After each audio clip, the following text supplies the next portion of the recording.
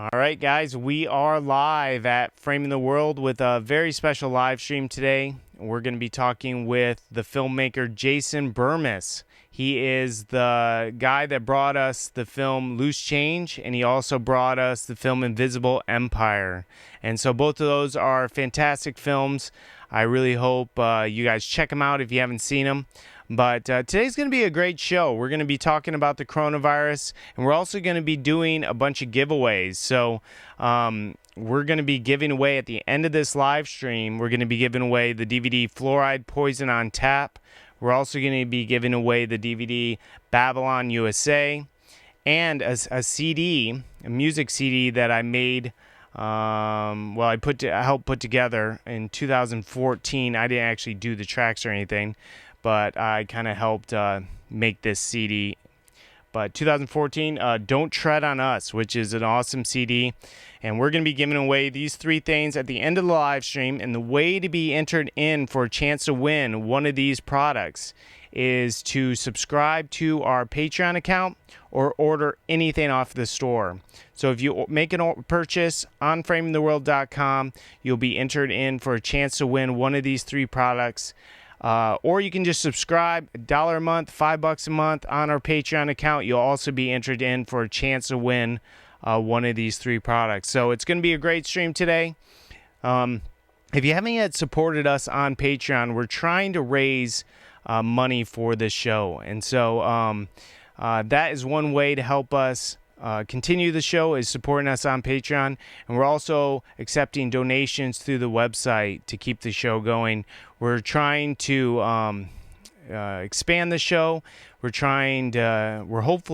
want to hire a producer for the show that can book the interviews and set everything up and just kind of help me out with the day-to-day things so I can actually work on other things. I'm really busy with the Daniel series. I'm finishing that series up, and I'm making the Secret Project 10th film.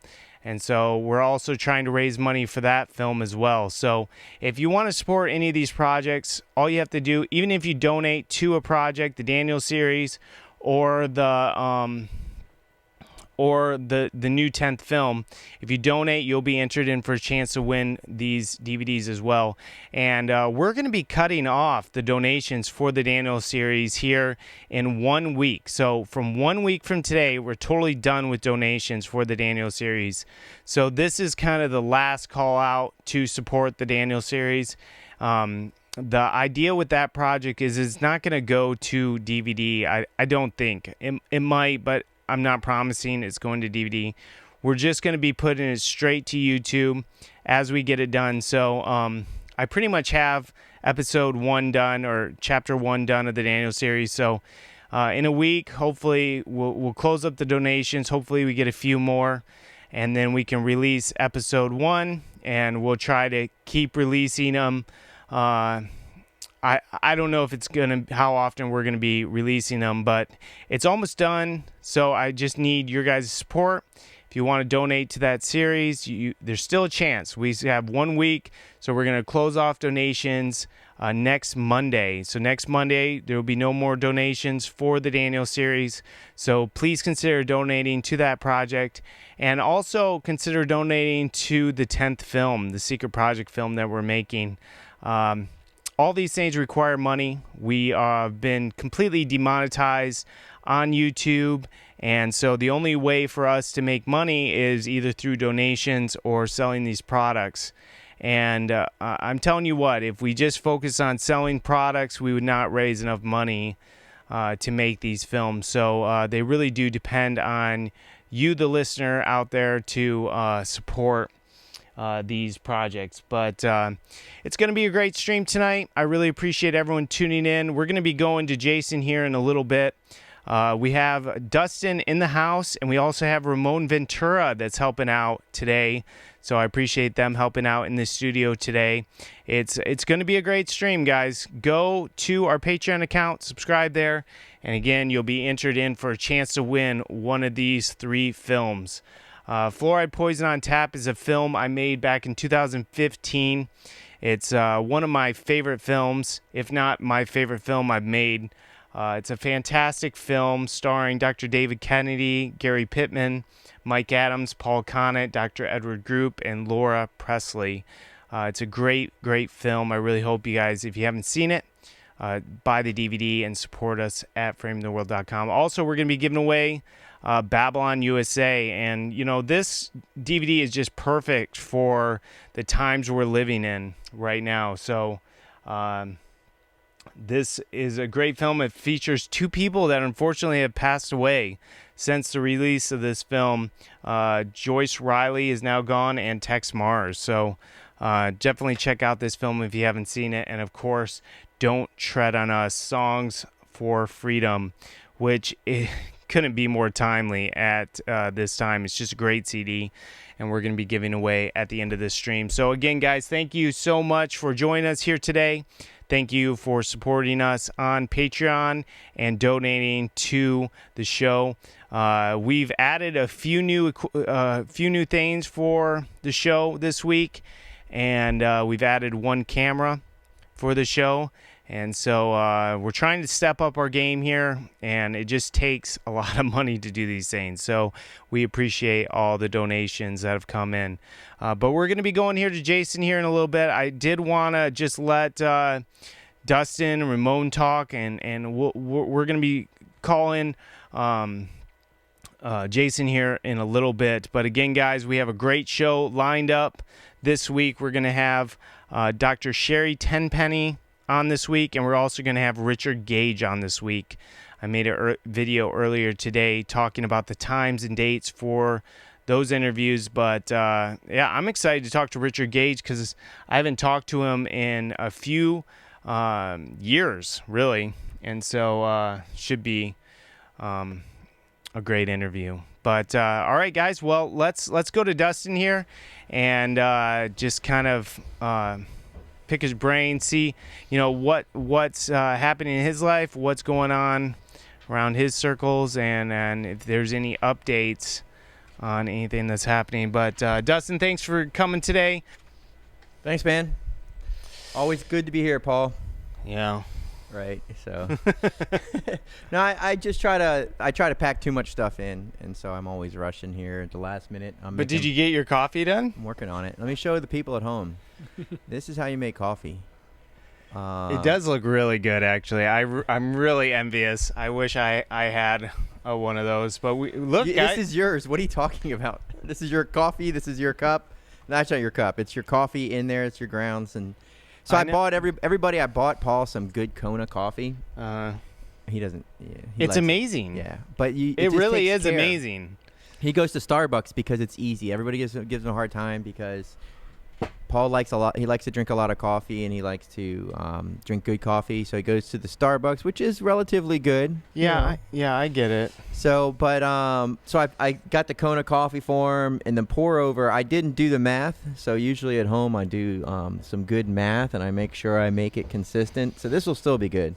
Yeah, definitely. And look, I got my beautiful daughter here today, and we have Ramon in the house. So.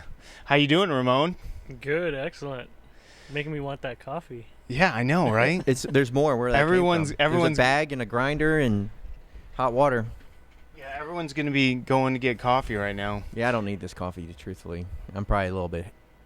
I'm on edge anyway. So, yeah, what's going on in my world? I've just been thinking about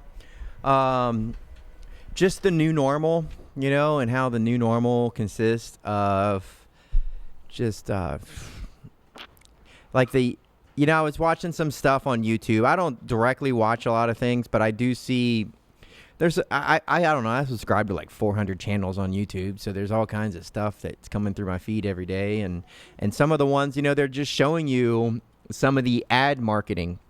And so I don't know if this is a COVID episode here, because we're going to talk to Jason about that. But one of the things that you see is like all the way back in March, they've been like promoting this. Like there's commercials where they're all like, this is the new normal. Get used to this. We're in this together. We're all one world. We're going to overcome this together. And so I just don't understand how people who they're aware of the one world agenda. I guess if they're not watching TV, they don't know the degree of how steeped it is and how they've been doing it from the beginning, pushing this. This is a new normal, and this is the way things are going to be. And they showed their hand, their plays, that they're going to change society. And this isn't a matter of circumstantial, happenings. This is a plan. And even State Farm Insurance was back in March before any of the numbers got really big. They'd already ran some commercials talking about how this is the new normal and get used to a new thing that's just going to be around for a while.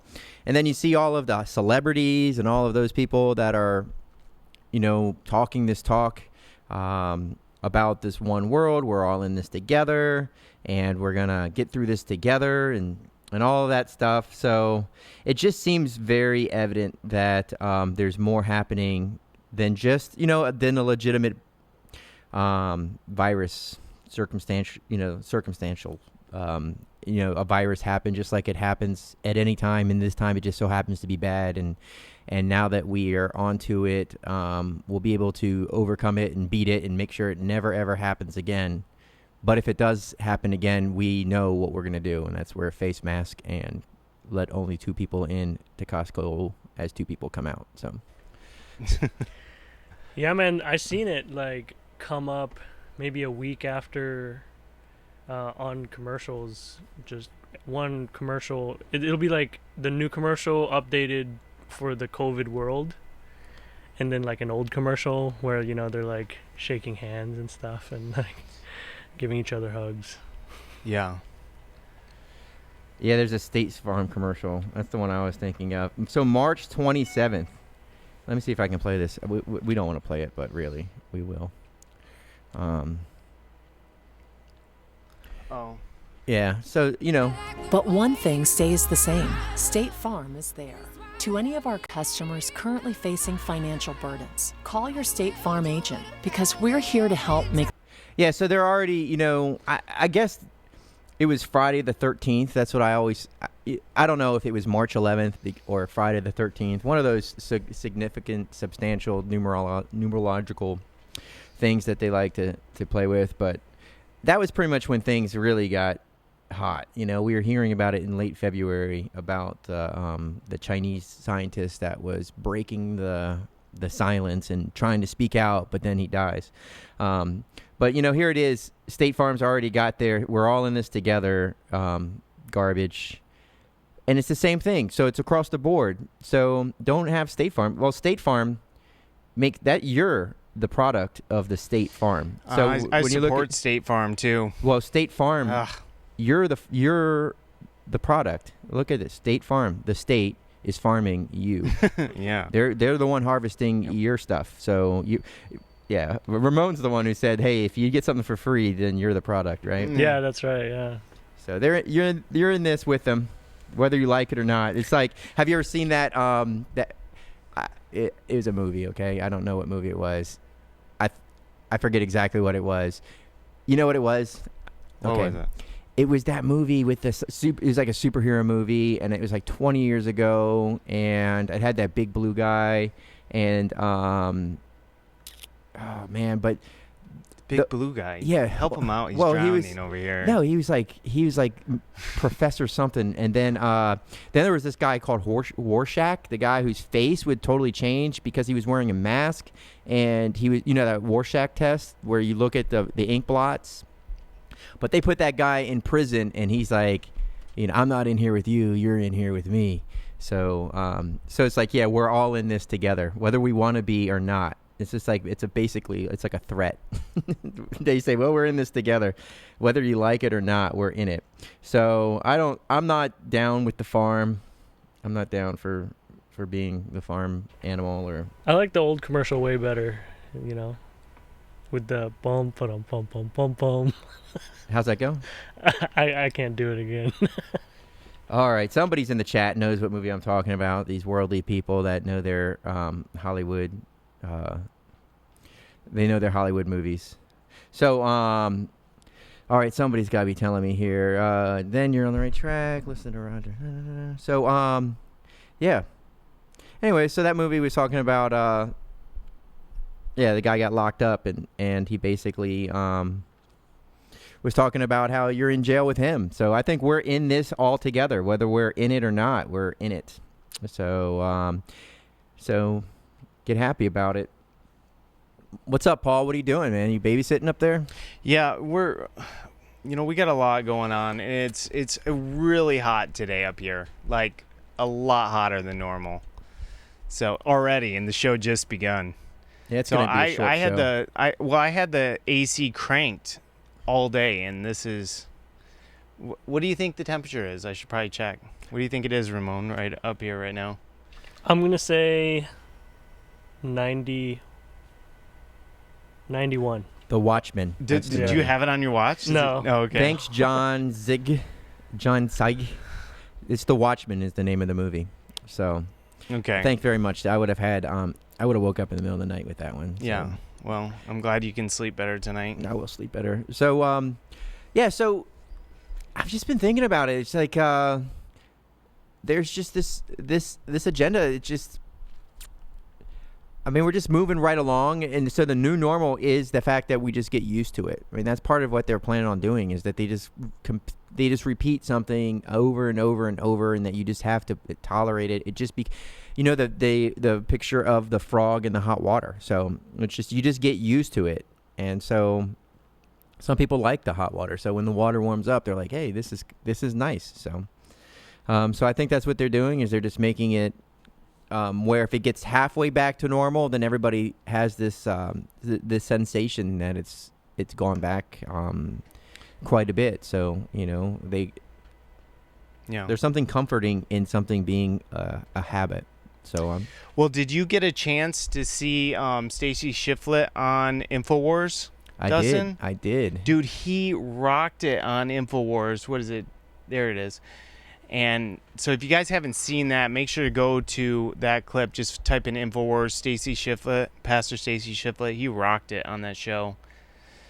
Oh, yeah, today's Monday night, so if you guys don't like us watching our show, you can always check out Gently Led Sisters.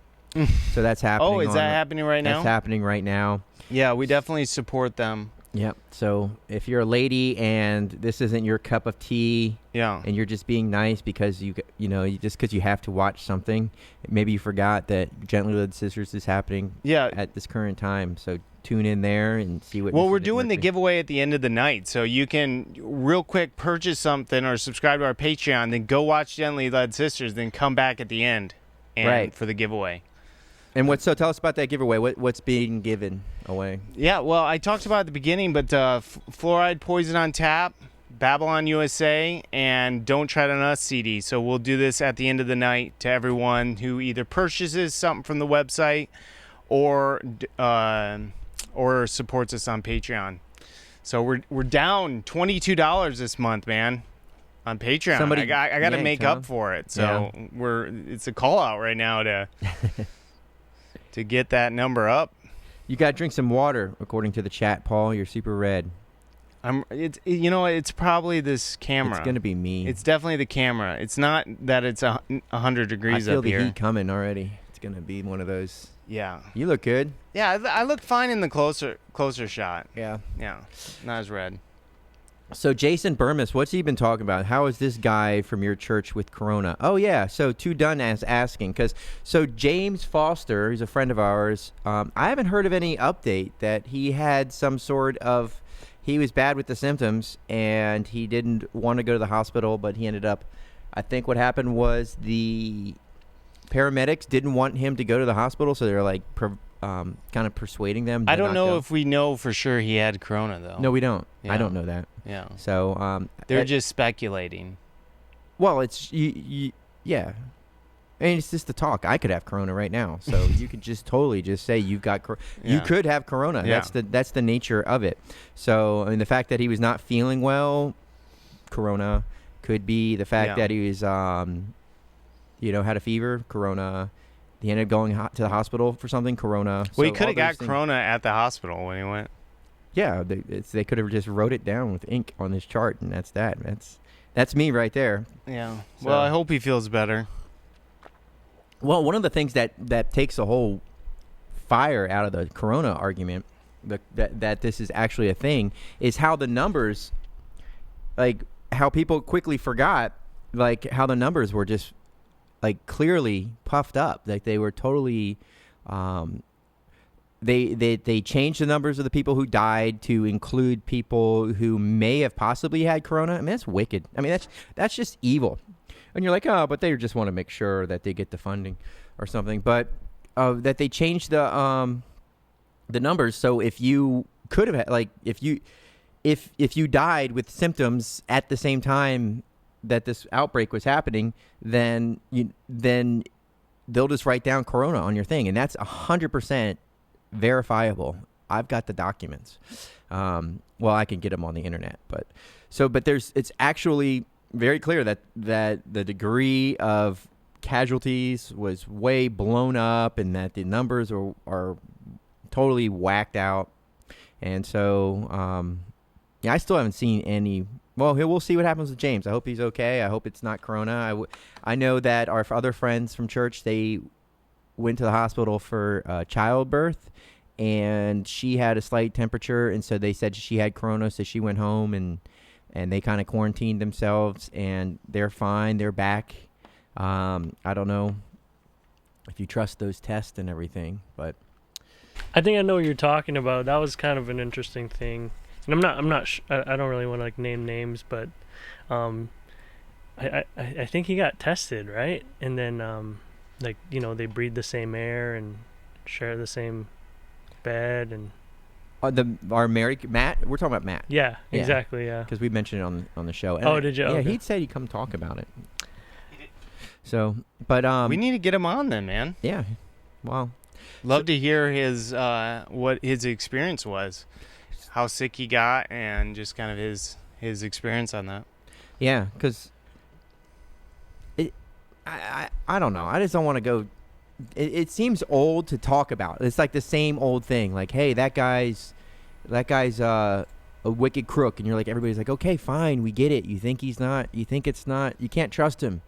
We heard you 100 times. Stop telling us. You're like, but he's still the guy, that everybody's giving their money to.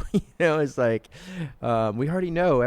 Nobody cares that you don't believe this. So, stop talking about it. And I think that's maybe part of their plan. I believe there's a plan. I believe that there is, because everybody, okay, so a lot of people preach like there's this coming new world order. And when I say preach, they expound, right? Expound. They just talk about how there's this coming new world order, and we're going to see the new world order.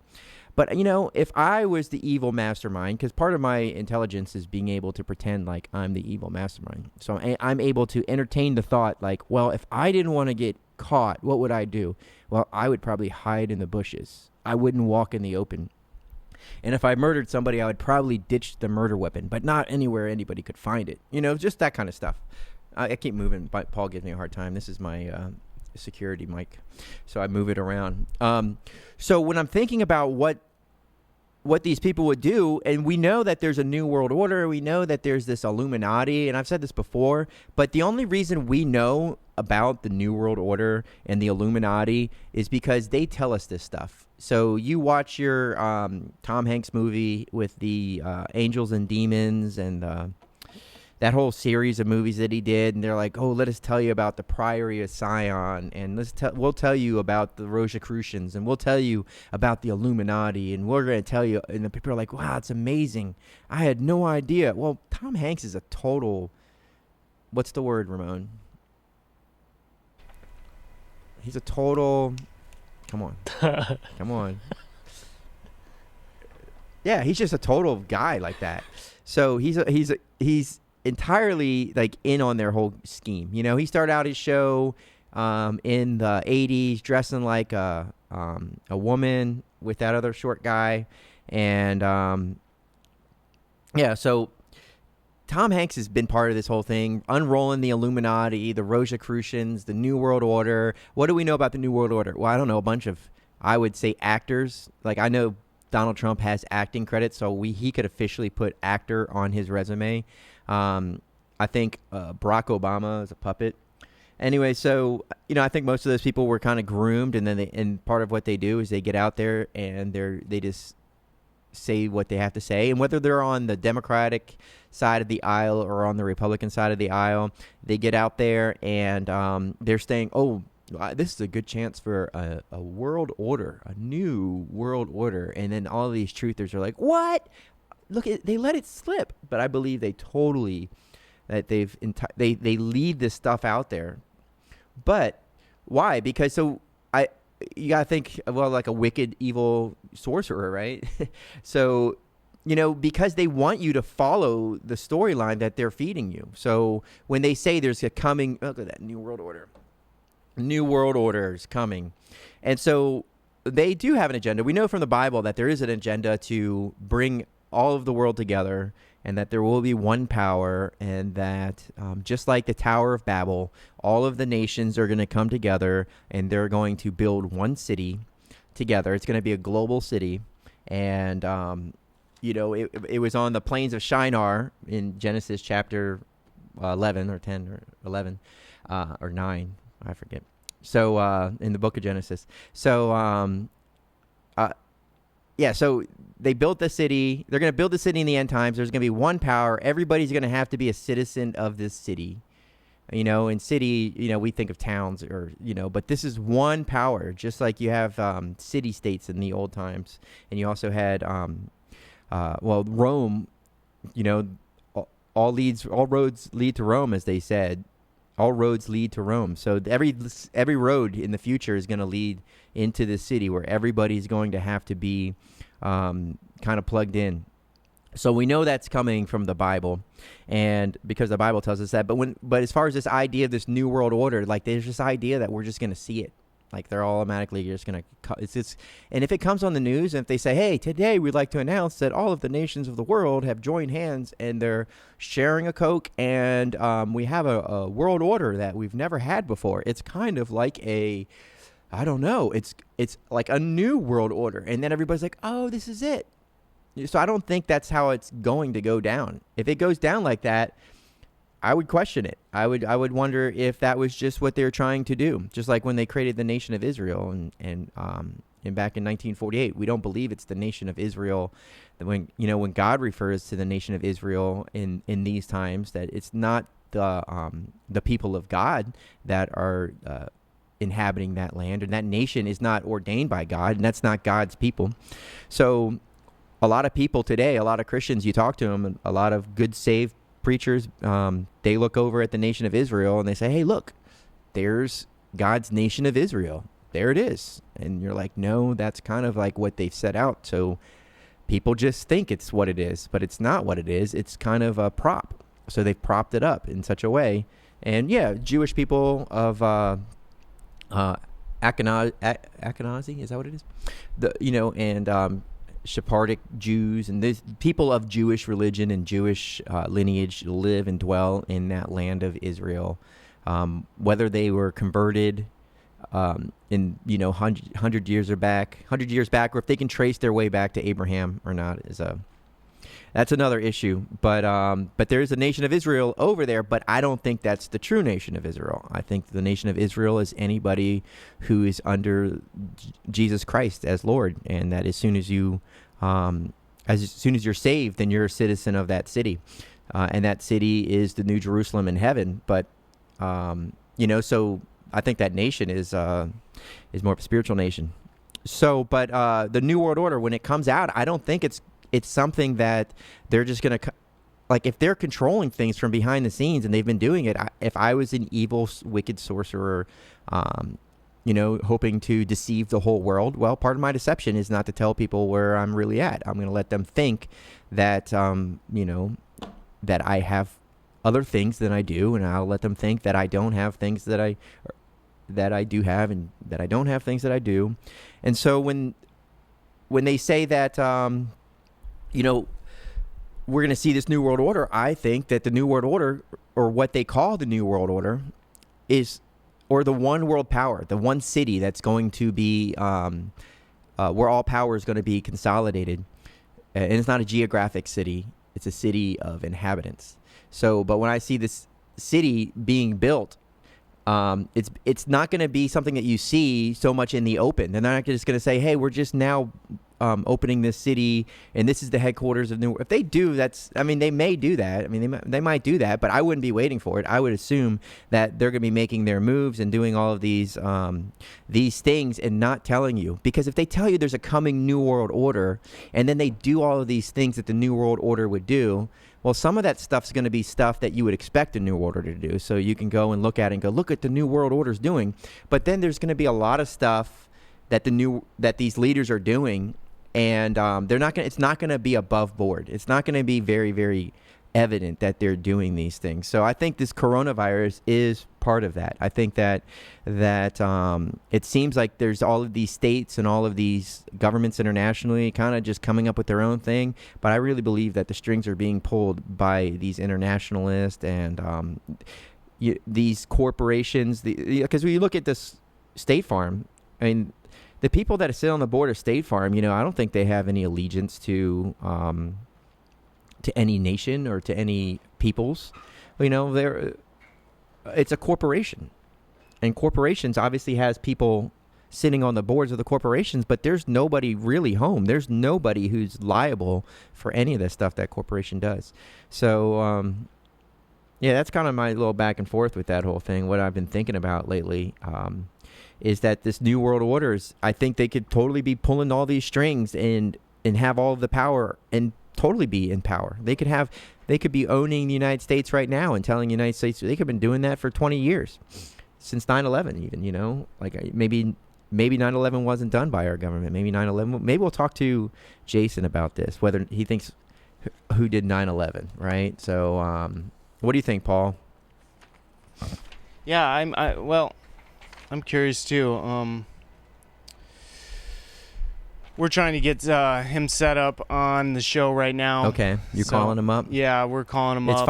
It's 5:17 now. So. Yeah, so we're just trying to get a hold of him. We confirmed the interview yesterday, but we just got to get a hold of him. But until then, will you just remind people about our sponsors? Yes, so our sponsors, I didn't know if we have plural sponsors, but yeah, just sponsor. Our favorite sponsor is our friend Karen Rodriguez, who has a YouTube channel called Our House. I'm going to try to get that in the chat. And so Karen, I don't know if she's watching. She probably could be watching Mrs. McMurtry's I got stream. it. You got it? Yeah, I got it posted here. Okay, because I'm going to, actually, I forgot my charger for my laptop here. Your computer's gonna die here. Yeah, it's already. Oh, there you are. Yeah, so these are. I'll just turn it down a little bit. So well, let's take a call. Yeah, let's do it. Let's take a call. 480. 480-519-4999. That's 480-519-4999. And just give us your thoughts on what's happening in your state. Are you guys shut down still? Are you not? I know we have pretty much opened up here in Arizona. I mean, everything except for Starbucks is open here. So what? Oh, you can't go into the store? Yeah, it's just ridiculous. It's still like that. Well, that's the way it should have been all along. Yeah. Well, it really makes me a little angry at them. So this is probably a good thing. I get angry because they employ a bunch of fags. Yeah, well, that's true too. So I don't go in there. But the one next to me, next to me is good. Usually, always fag free. Yeah. Well. So so we got people in the chat here. Let's just go ahead and holler at some of these folks here. I know we got William Dunham Jr. He called in the other day. Rain 2 Dunn is in Poland. And Michael Pierce, Faithful Word Baptist, 1611. That's a mystery. I see that person. Faithful Word Baptist, 1611. Where do you live? Answer in the chat. Where are you? What part of the world are you? Did I say rain? I'm not reading what they're saying in here. So Starbucks here in Texas, this is Orange Blood, is still closed. Yo, people going inside. No people. That's got to be no people. It's pickup only. So All right, California's still shut down, and then everyone is made to wear masks. And that's another thing. Because if you read the box on the mask, it says this does not protect you from coronavirus. It says on the mask that, hey, as soon as this thing becomes contaminated, like, okay, so I work at Wendy's, right? I never would, but I work at Wendy's, and I got the gloves because I'm the one handling money. And I handle all the money. Well, if I go to do anything else, I have to take off the gloves and put on some other gloves because otherwise my money gloves are going to be touching the other things that are not money contaminated. And then maybe I can go back and put on my dirty money gloves that are all sweaty and hard and hard to put on because they're inside out and funky. Because you know how rubber gloves are, or latex gloves, or what do you call that? Nitrile. Those gloves that you get at the hardware store. But yeah, so the thing is with these masks, as soon as you're like breathing into it, if you've got any kind of funkiness or if you touch anything, if you go to the bathroom and you touch the doorknob and then you adjust your mask, well, that thing's pretty much no good anymore. But it's entirely like you got to be retarded. I'm sorry, but you got to be slow on the uptake to not understand that these masks are not keeping anybody safe. And the fact that they're making it mandatory, it has to put up some sort of, like, even my children, because we watch Amazon. And so we're watching all of the Little House episodes. So like my 3-year-old, because we mute the commercials because I don't like. Well, I just don't understand, why are you not done with that show already? Dude, there's like 24 episodes and 9 seasons, man. Like, that's what my kids are asking. Like, how come we're not done with it? Because it takes like 45 minutes per episode. So like my kids are like, oh, it's a mask commercial. It's a mask commercial because it has like whatever, and they don't know what's being said because we mute it. Like as soon as it comes on, they're like, hey, Papa, mute the. I'm like, okay, so we mute it.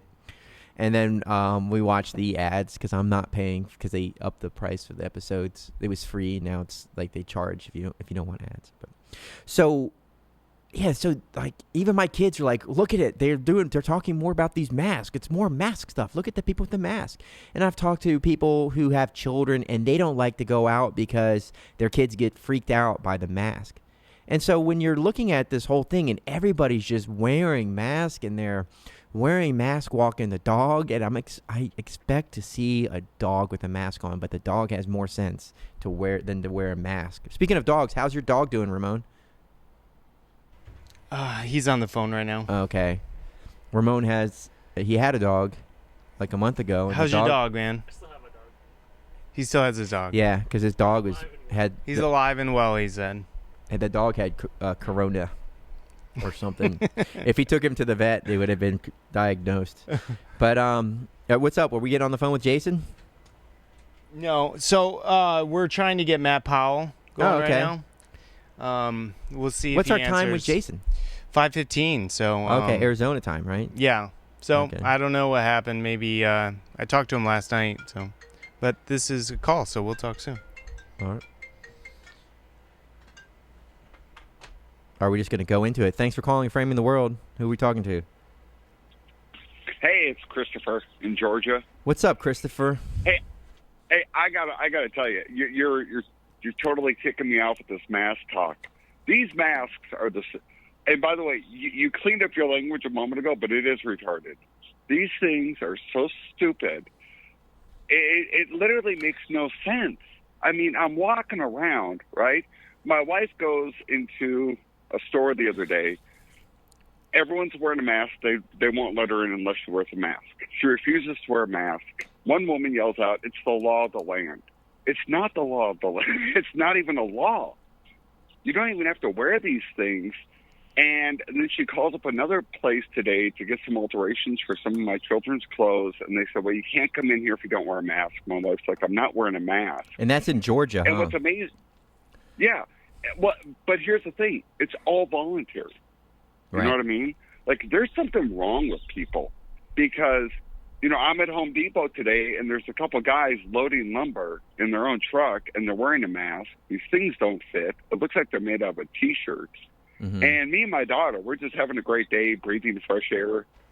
And I mean, it is the most bizarre thing in the world. And again, I go into grocery stores, people wear these things, yet they'll get up in my face. And I'm thinking, hey, if anything, take up the mask and keep your distance if you really want. But I mean, there's something mentally wrong with people. I don't know if God has placed some veil over people's minds or something. But like a veil. That's funny you call it veil, because it's kind of like a veil, you know? Well, and I was, exactly. When I was even showing my kids I was showing them in the Bible where, when someone had a plague, right, like leprosy, they had to put something over their top lip, right? And then they had to leave town saying unclean. And I told my kids, I said, this is what you do. The masks aren't for normal people. Even God tells us. You put a mask on. I wonder. The guy literally in the Bible is wearing a mask. Well, I wish everyone that went to these stores would, because they're saying you can't come in, and now they're saying, well, we'll shop for you. I wish everyone would just make the employees shop for them. And so the store gets so fed up with having all their employees shopping that they give up and just allow people to come in. Yeah, bro. But the thing is that's not what's happening, and that's never going to happen, because this is a spiritual battle, and that's what people are missing. Is people are like, well, I think we're past the days of money, where money might motivate you and I, because, we look at our checking account balance and we say, okay, well, these bills are coming due, and so therefore, let me do some quick math. I need to put some money in the checking account. So that's the terms that I have. But, like, if you're in prison, money doesn't mean anything. It's all a barter system. It's all, I can kick your butt, and I've already shown you I can kick your butt because I kicked his butt and he kicked your butt, and so therefore, it's not money. It's power. It's influence. It is the ability to do what you want and to have what you want and to get away with impunity by doing anything that pleases you, whatever you want to do. And that's the devil's way, right? But so when people go, oh, well, it's Costco, their numbers are going to go bad, they're going to go down, they're going to change their mind. But no, they've already put these other businesses out of, these mom and pop shops that actually are looking at their checking account balance and seeing if their money's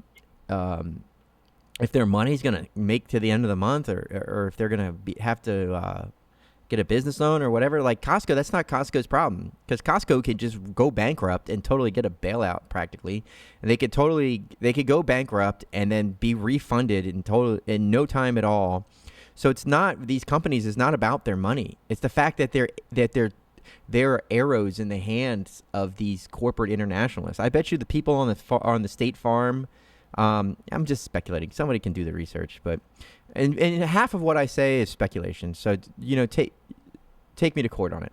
So State Farm, they've got board members, they've got shareholders, they've got international corporate interests behind them, on the board. And those people will probably have stock and share in Microsoft and Costco, and they're all in it together. They're all in it together. And since we use all of these corporate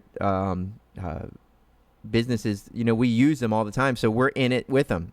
But Costco doesn't care if they lose all this money. The fact is that the objective is to get you to put a mask on. They don't care if you don't show up. I really don't think that money is the issue anymore. Once you've got all of the money and you make sure that you use it to create the position of power, then the money is superfluous. It doesn't mean anything. Whether you lose $1 million or $1 billion, as long as you're sitting on top and everybody else is poorer than you, it doesn't matter how much more money that you have. So, well, I guess the thing that shocks me the most, and and you guys have talked about this before, the fact is all these people are used by Satan, right? And they don't even know it, right? They're all separated. They're all segregated. They don't know that they're part of a plan, right? Each one of them is probably moving on their own agenda, whether it's Costco or the banks or whether it's president. They don't realize the role that they're playing in a much larger play, right? But I guess the thing that amazes me is how quickly people adopted this mask thing. And along with everything else, I mean, I shouldn't be shocked, right? Like, I shouldn't be shocked, but I am shocked.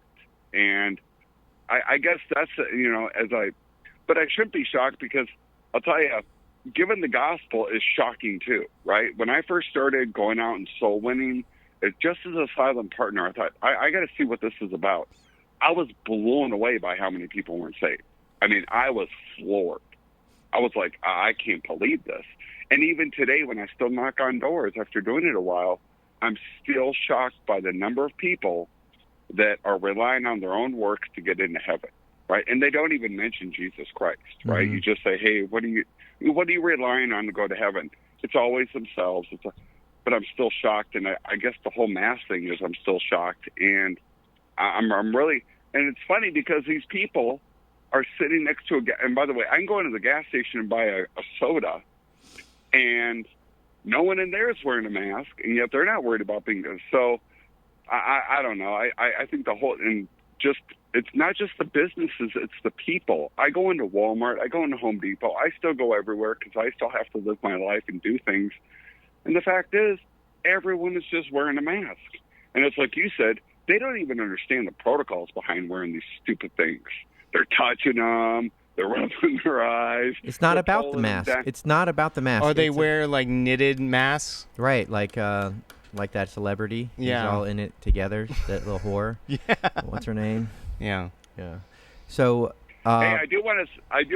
So what is it? If it's not about the mask, what is it? What does the mask represent? I think it. Tell me. I think it's just. I'm lost.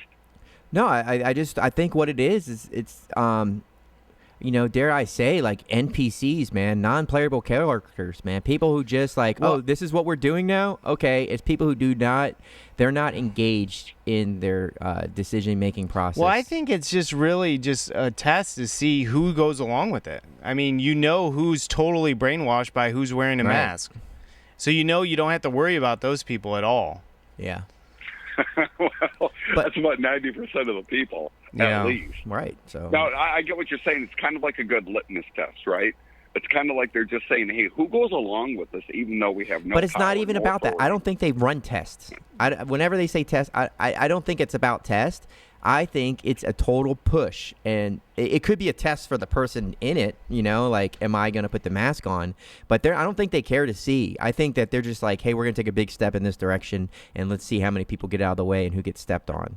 And so I think they're just moving and marching in a certain direction, and that is to cause people to submit. And so this is just one game of submission after another game of submission, and yeah, I think it could be like a test, but I don't think they're sitting there collecting the data. I think they're just, a test would be like, okay, like we're going to make a science of it. It's just like we're moving in this direction and people are failing the test. They're like, but they said there's a virus and I heard about the viruses, and if somebody coughs, then I could get a virus and I could die. And I know I was sick that time and I've heard of people dying. And they said it's happening in China. Where in China, I think there's only like 4,000 people that died altogether, which is interesting. Because they already got China where they want China. But, yeah, so I just think they're just moving right along. And it's a game of submission. And the mask is, I don't know. I think there's good symbology in it. I think it's the fact that people don't speak up. People don't say anything. They submit and they cover their mouths and they just want to. They opt to be drones, because that's what it is. There's what sets us apart from robots, man. Like robots, like you have to be able to pick up these nuances of communication and micro expressions and stuff like that. So like people are just gonna be like robots. They're going along, looking at each other, and you can't tell what kind of interaction you're having with a person. It creates a certain mental distancing. Dude, this is the funniest meme ever. Alyssa Milano wrote, "Show me your mask. Mask, keep people safe and healthy. Show me yours. Ready? Go." It's like there are more holes in that knitted yarn mask than Epstein's suicide investigation. I saw that. Right. Oh, it's too funny, man. It's crazy, though, because people take pride in it. Yeah. Well, I appreciate you taking my call. I do want to give you one bit of advice. Nope, thanks. Thanks for calling. Have a nice day. No, hold on. It's about coffee. Oh, you yeah. got to get Paul an AeroPress. Okay. Get an AeroPress. An AeroPress? AeroPress. What is that? Yes, you get them Google on it. Amazon for like $30. It is the best cup of coffee you'll ever make in your life. All right. The best. AeroPress. It's like $30. AERO Press. It was Okay. made by some engineer, not some coffee aficionado, but you like coffee. That's the it way to right make there, it. I You can guess. even buy- AeroPress. Yeah. $30. Click on that Yeah. third image, Ramon. Yeah, that one. It actually but looks here's like the you deal, can you like take it Oh, like, for travel. I saw the Exactly. I the take little But that it looks video. like it's so small, I take it. plastic. It is, but you pour your coffee in it, and then you just pour some hot water from like a right. kettle. Yeah. Like an electric This Just show go is ahead. brought to you by AeroPress. We're gonna sell it in the store, so Well- go ahead and order yours now. We'll figure out how to Look, get it to you. It's Paul's gonna be buying- $45. I'm trying to save Paul some money. The guy's going to Starbucks and blowing his money on coffee. If he gets that, he'll have better coffee than Starbucks, and he can save a bundle. Thank you, brother. So- I appreciate that. All right, I'll take that, Christopher. All right, guys. All right. Have a good day. Thanks for your call, man. You too. All right, bye-bye. Thanks, man. See ya. All right. So I guess Jason is like, I guess he's out for lunch or something. That's cool. What part of the world is he? He's in New York, so it's actually getting late there. Yeah. Yeah. Yeah, hopefully he's okay. Yeah, he's fine. He definitely doesn't have the virus. Right. So, what were you saying? Yeah. So, do you ever see that guy with the red hair and he always looks like a girl and he's always telling funny stories on the internet? He's got the long ponytail. No. I know what you're talking He's about. got the beard. Yeah. Here, let me pull him up. All right. Yeah. So, yeah, he's like a new ager, makes fun of new agers too. But, I think he was making fun about the mask and how everybody's just social, what do you call it? Virtue signaling. So I think that's kind of what they're playing on people. And, I don't know because I don't watch TV and I don't listen to the radio because, like I mentioned before, it makes me. All he does is watch Little House on the Prairie. That's my entertainment. 24 hours a day, Little House on the Prairie. That's all I ever hear about with him. Yeah. Well, yeah. that's Michael what we Landon, do. man. I can't say anything. I'm going to grow my hair long and get a perm. I think I've watched all those episodes. Well, I thought that also about the Andy Griffith Show. I thought I watched all the episodes, and then we bought a 10-disc DVD set, Yeah. and I didn't watch like half of them. That's funny because whenever I'd come over here, that's what was on. You were like watching Andy Griffith. Yeah. But, Michael Landon or, Paul Charles Ingalls, dude, he can they can have him out, he's gone over to the next town and he's going to get this thing and the wagon breaks and then they have all this stuff going on and it's like days and Miles worried about him and he comes back and he's just 100% clean shaven. He takes off his shirt and he's clean shaven. It's funny. Hey, Dustin, we got Oscar from Delaware. All right. What's up, Oscar? Hey, how you doing? Good, The man. last caller, I'm at work. I'm heading back to where it's quieter. Where do you work, man? What do you do? Well, You don't want to tell us. That's fine. I work for an essential company that is just blowing everything out of proportion. That's why I don't want to say anything. Okay, no problem. If I guess, will you tell me? No, I'm kidding. Okay. It's nah. All right, Anyway, Oscar. the So last it's caller quieter brought now. The last caller brought up a good point. A point that I've been thinking about when I go out, because I'm like him. I mean, I got to do my stuff. I own a home, and I got to, maintain it. So when I go to the stores, obviously I will comply, not eagerly, but just to get my things and then get out. Mhm. But anyway, he said, "Hey, why are these people just wearing their masks when they don't have to?" Oh, he's talking about you. So how do you feel when you put the mask on, Oscar? What does that feel like inside of you? What does that do to you? It's awful. I really don't really wear You all lose a all little the way. piece of yourself Do you every day. Yeah. It's like watching somebody kiss your girlfriend or something. Or you kiss your wife. You're like, this is totally wrong. I feel like. Yeah. Well, it reminds me. It reminds me of when I was dating this girl that smoked. Yeah. Okay, Jason just texted. He said give him 5 minutes. Oh, great. Okay. Yeah, I've been waiting for him too. So the thing is, I've been thinking about people wearing the mask, and I go, I know why I'm wearing the mask, because I don't want the mask police to arrest me, because that's what they're doing in Delaware. They got policemen outside the stores, especially Walmart. You know, I don't know what they're doing there, but to me, it's like, okay, I call them the mask police. Yeah, you feel like you're a criminal. You're a criminal. That's Right. why, because it's inside of you. You feel like you're doing something wrong. Right. So I don't want to give them a penny off my money. Yeah. So I comply. I get my stuffing to get out. Yeah. But when I look at people wearing a mask when they really don't have to, when they're outdoors and Right. or driving in their car with their mask, I just Driving alone in their car with the mask. That is the Correct. best. Correct. Yesterday I was driving. And there was a guy parking his car with a mask on, and I looked at him and I go, "What are you doing?" And It's like he looked at people me love the crazy. smell of their own breath. Probably. I mean, But anyway, the one thing. what? They sit there and they're like this. I just love the smell of my own exhalation. They're just getting off Well, on it. To a more serious point about wearing masks, I think people are using this event as far as they're wearing a mask is to hide themselves. It's like it's a spiritual thing. It's like they're hiding themselves from themselves, you know, or trying to be somebody they're not. Mm-hmm. You know, it's just like why? No, they're just virtue signaling. They're just showing Well, people I think there's how a lot of different awesome things, and yeah. trendy they are. And Yeah, but okay. So I went to Starbucks, or not Starbucks. Sorry, I was just thinking about. I was reading a chat comment about how Starbucks is poisonous. filled with pesticides. Yeah. Yeah. You know what? Okay, this is the thing. Paul's You know like, I'm how not gonna people live are- forever. You know how people are addicted to like drinking and smoking cigarettes and other devices? I'm not addicted to any of those things, but I am addicted to this. So it's probably the pesticides that I'm addicted to. God can still use you, Paul. It's okay. Yeah. So I'm at the Costco because we go to the Costco get the gas and stuff because I had this thinking credit card and I want to get 4% back. And it's kind of been a habit, and it's the worst part of not shopping at Costco But anyway, so I'm sitting there. We get the gas, and I'll tell you something else, people.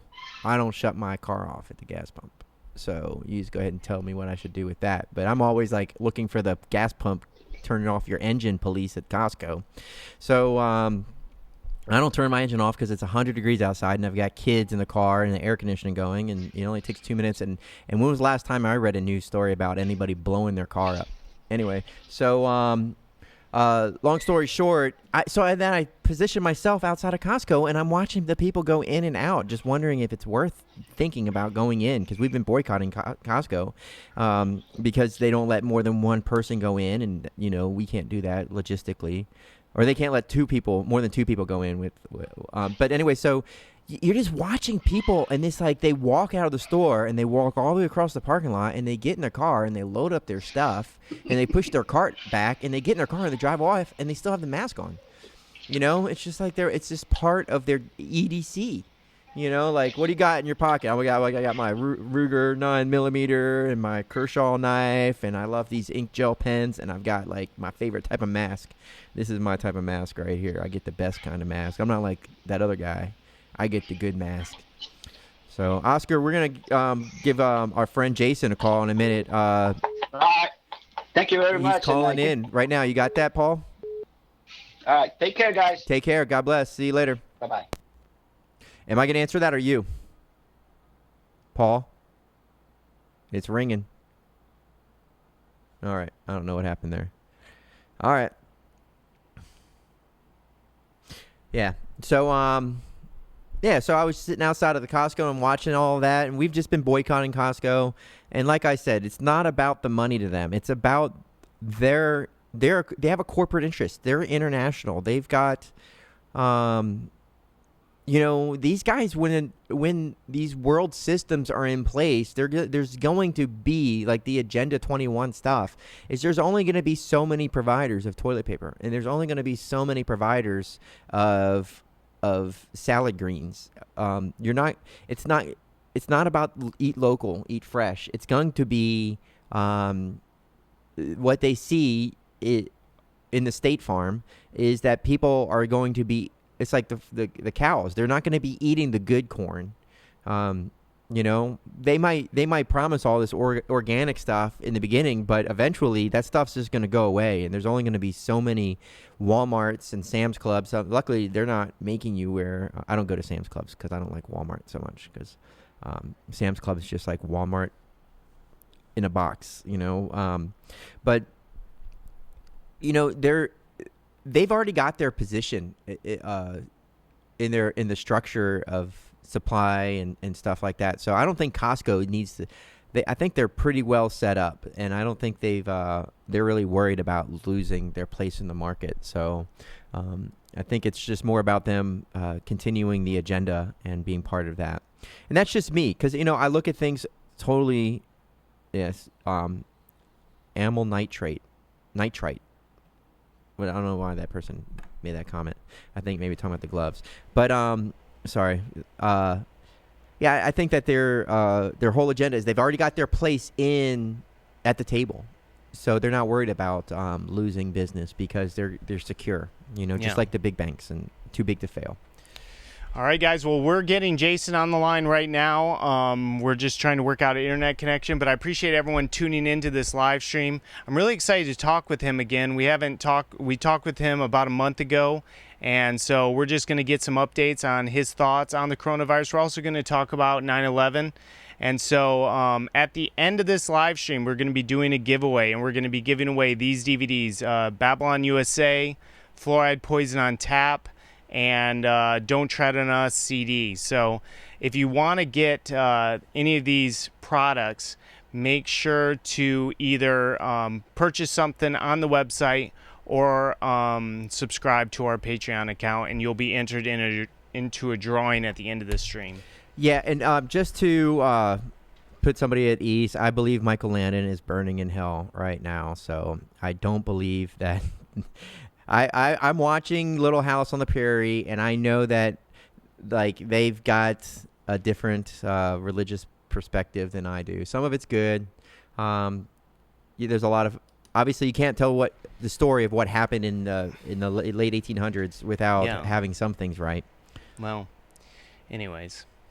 Bro, why do you have TeamViewer? All right. So what happened with Matt? I don't know what Ramon's doing up here. He's talking about TeamViewer and not getting him on the line. Okay. Matt, I don't know. He's too busy. Yeah, that's fine. So so Little House on the Prairie, it's good. It has some good stuff, you know, like Pa gets the last word, but every once in a while, you know, you do see it's good to watch. You see these other characters play parts and stuff, and then you're like, well, wait a second, that woman is just like totally like trying to, she's just talking back way too much, man. Like, she's causing a problem here, you know. Why is she making her husband look bad in front of the kids and stuff like that? So you're watching these kind of things, and you can see the 70s in it, and we're just at the episodes where it's like we just started a new season where we're like into the 80s, so you can see the 80s. Like, you can see it. I pick it up. You can kind of see 80s in the way that the storyline goes. You can just kind of tell that it was written by. Obviously, it's all period and it's all accurate. Everybody's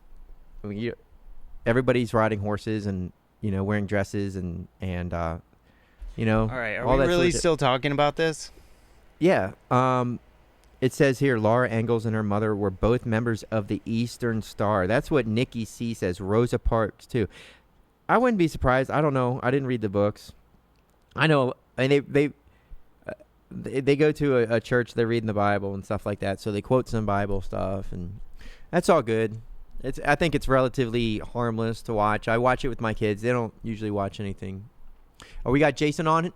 No? All right. Okay. Well, I'm on this one here. You can talk to me, you know. Yeah, call him down there. Okay. Good night. You guys are up there like you're wearing masks. Okay, so I'm gonna video chat him here because you guys didn't get it right, huh?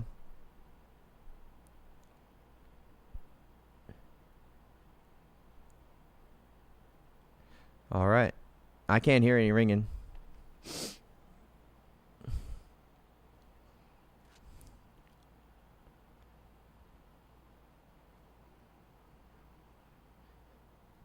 What's going on up there? You can't All do right, nothing? so we're having some weird technical issues right now, so we're gonna let's not talk about Little House on the Prairie. Let's get it focused and try to call him down there on that iPad. It's ringing right now.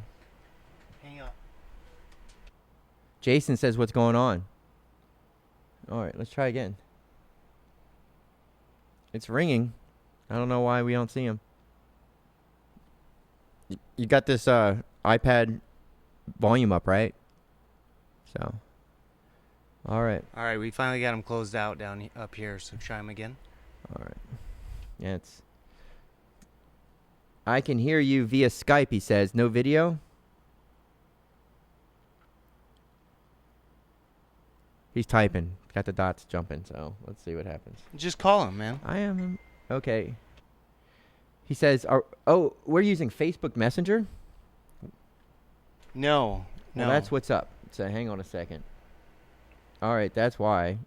On this one here, we're not on Skype. Okay, so I was trying Facebook Messenger. That was what came up. So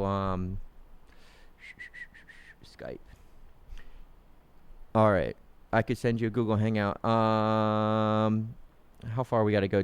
What's his? I don't have him here in the history here. When did we call him? Come on now, Amanda Dahmer or Vollmer. John. All right. So I don't see him here. Everybody, thanks for hanging out with us. If you're just tuning in, you're watching Framing the World here. Yeah, how do I do that? There he is. Okay. All right, this should be good. All right, so Jason. All right, now I can't hear you, so maybe we need to turn the sound on up at the board. Can you hear me okay?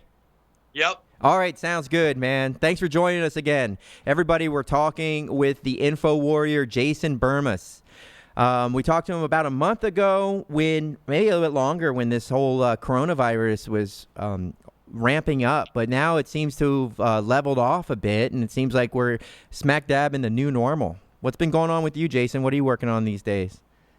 I'm working on getting out of New York State. That's going to be my number one priority. Hopefully leaving in the first week of June. I don't know. It might be a little bit of a challenge because the DMVs here are closed, and my local one has now been closed forever. In fact, my local town held an emergency board meeting where they laid off 59 people, and that's just going to be the start of it. Once the college doesn't come back here, my community is going to be completely eviscerated. So it's time to jump state. I'm going to states that were the least locked down and areas around them. And I plan on streaming like 3 to 7 times a day, talking to people and hopefully showing people the other America, the one that's not based in fear and medical martial law and being dictated to by billionaires. Right. So, Eric, he wants to turn the camera off. Do you like talking to the camera, or do you like talking to the person? It's up to you, man. All I right. can talk to whoever. There he goes. All right. Paul, he doesn't like my face in the corner, but I always think it's more friendly to video chat. But this is just going to be a phone call. You're talking to the camera.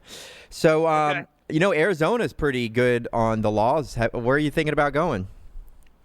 Right now, my short list is possibly around Dayton, Ohio, then maybe somewhere around Kansas City, Missouri, or the Ozarks in Missouri. Madison, Wisconsin, they flipped the script pretty quickly. Then you got South and North Dakota. South Dakota didn't really even shut down at all. Right, yeah. For me, a lot of people are like, oh, the winters are bitter there. You're not going to know anybody. I'm like, I don't really care. At least they didn't shut down. Right. So if I can find like a nice little place there, I think that's probably where I'm going to go. But we'll see. That's why I'm going on this trip. And I'm going to, spend a few days in each place. I'm going to film there. And I'm going to try to make a decision and basically be gone by, by September 1st, hopefully. So you think there's going to be a big exodus from the cities? You think people are going to... I'm not the city, man. There's going to be a huge exodus from the state. You Uh-huh. can't just print out of nowhere. And then on top of that, say you're going to reimagine education. Reimagining education in my area takes 6,000 to 8,000 residents away every single year. On top of that, you canceled basically all baseball tourism, which was the other smaller economy here.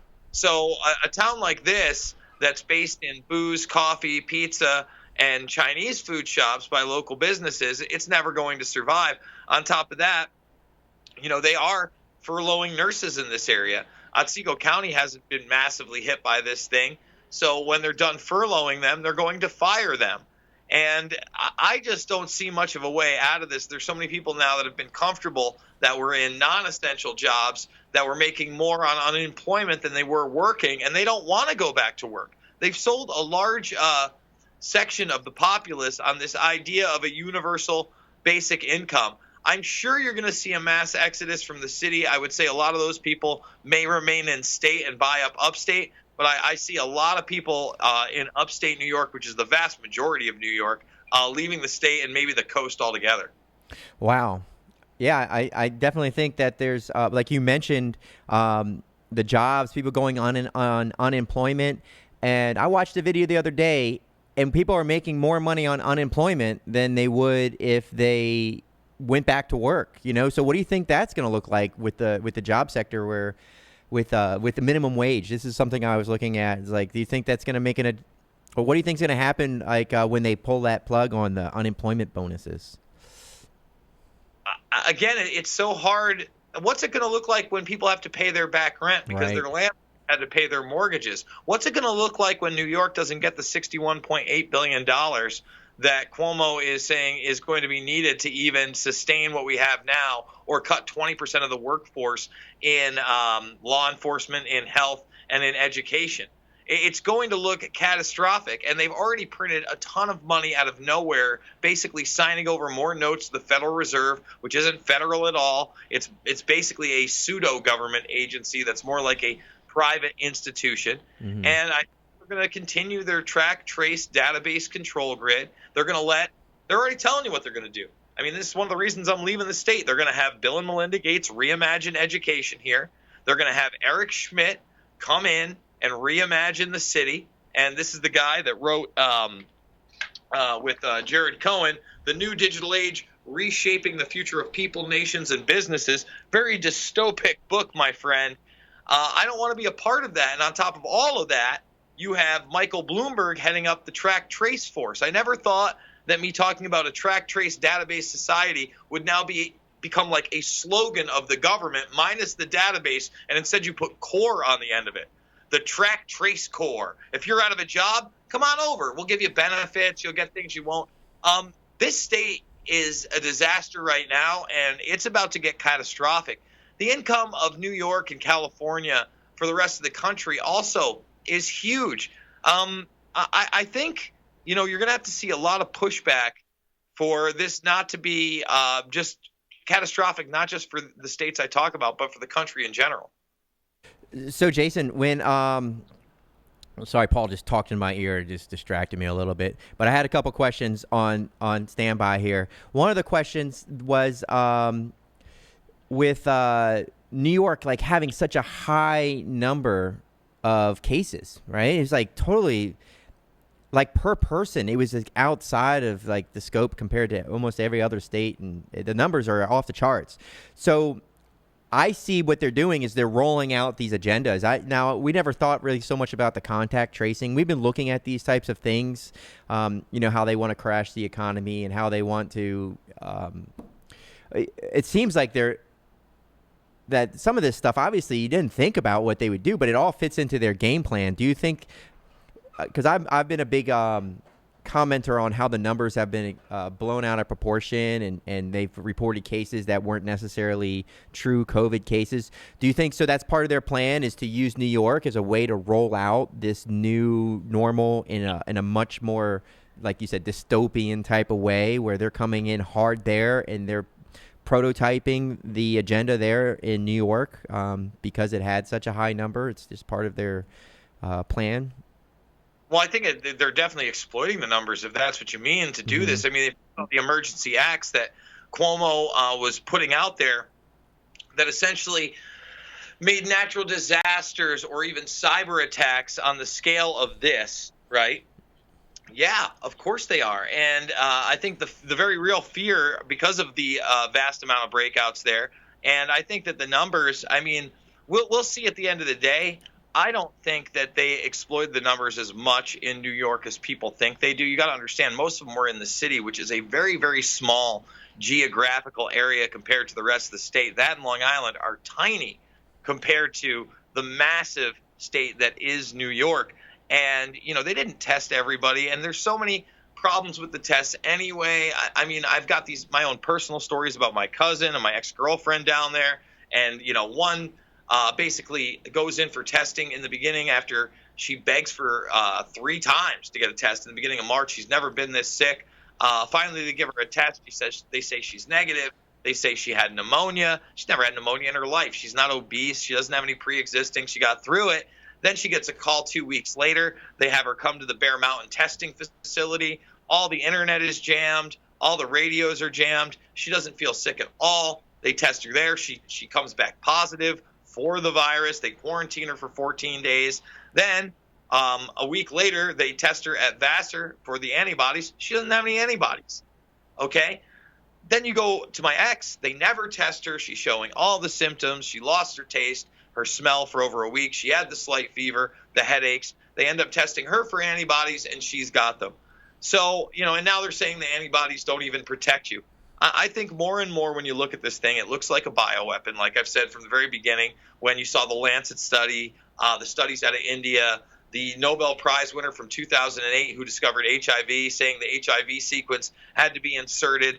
And, you know, I think when you do something like this, everybody's like, oh, if this was a bioweapon, it's the worst bioweapon ever. Why? It had the grand effect globally.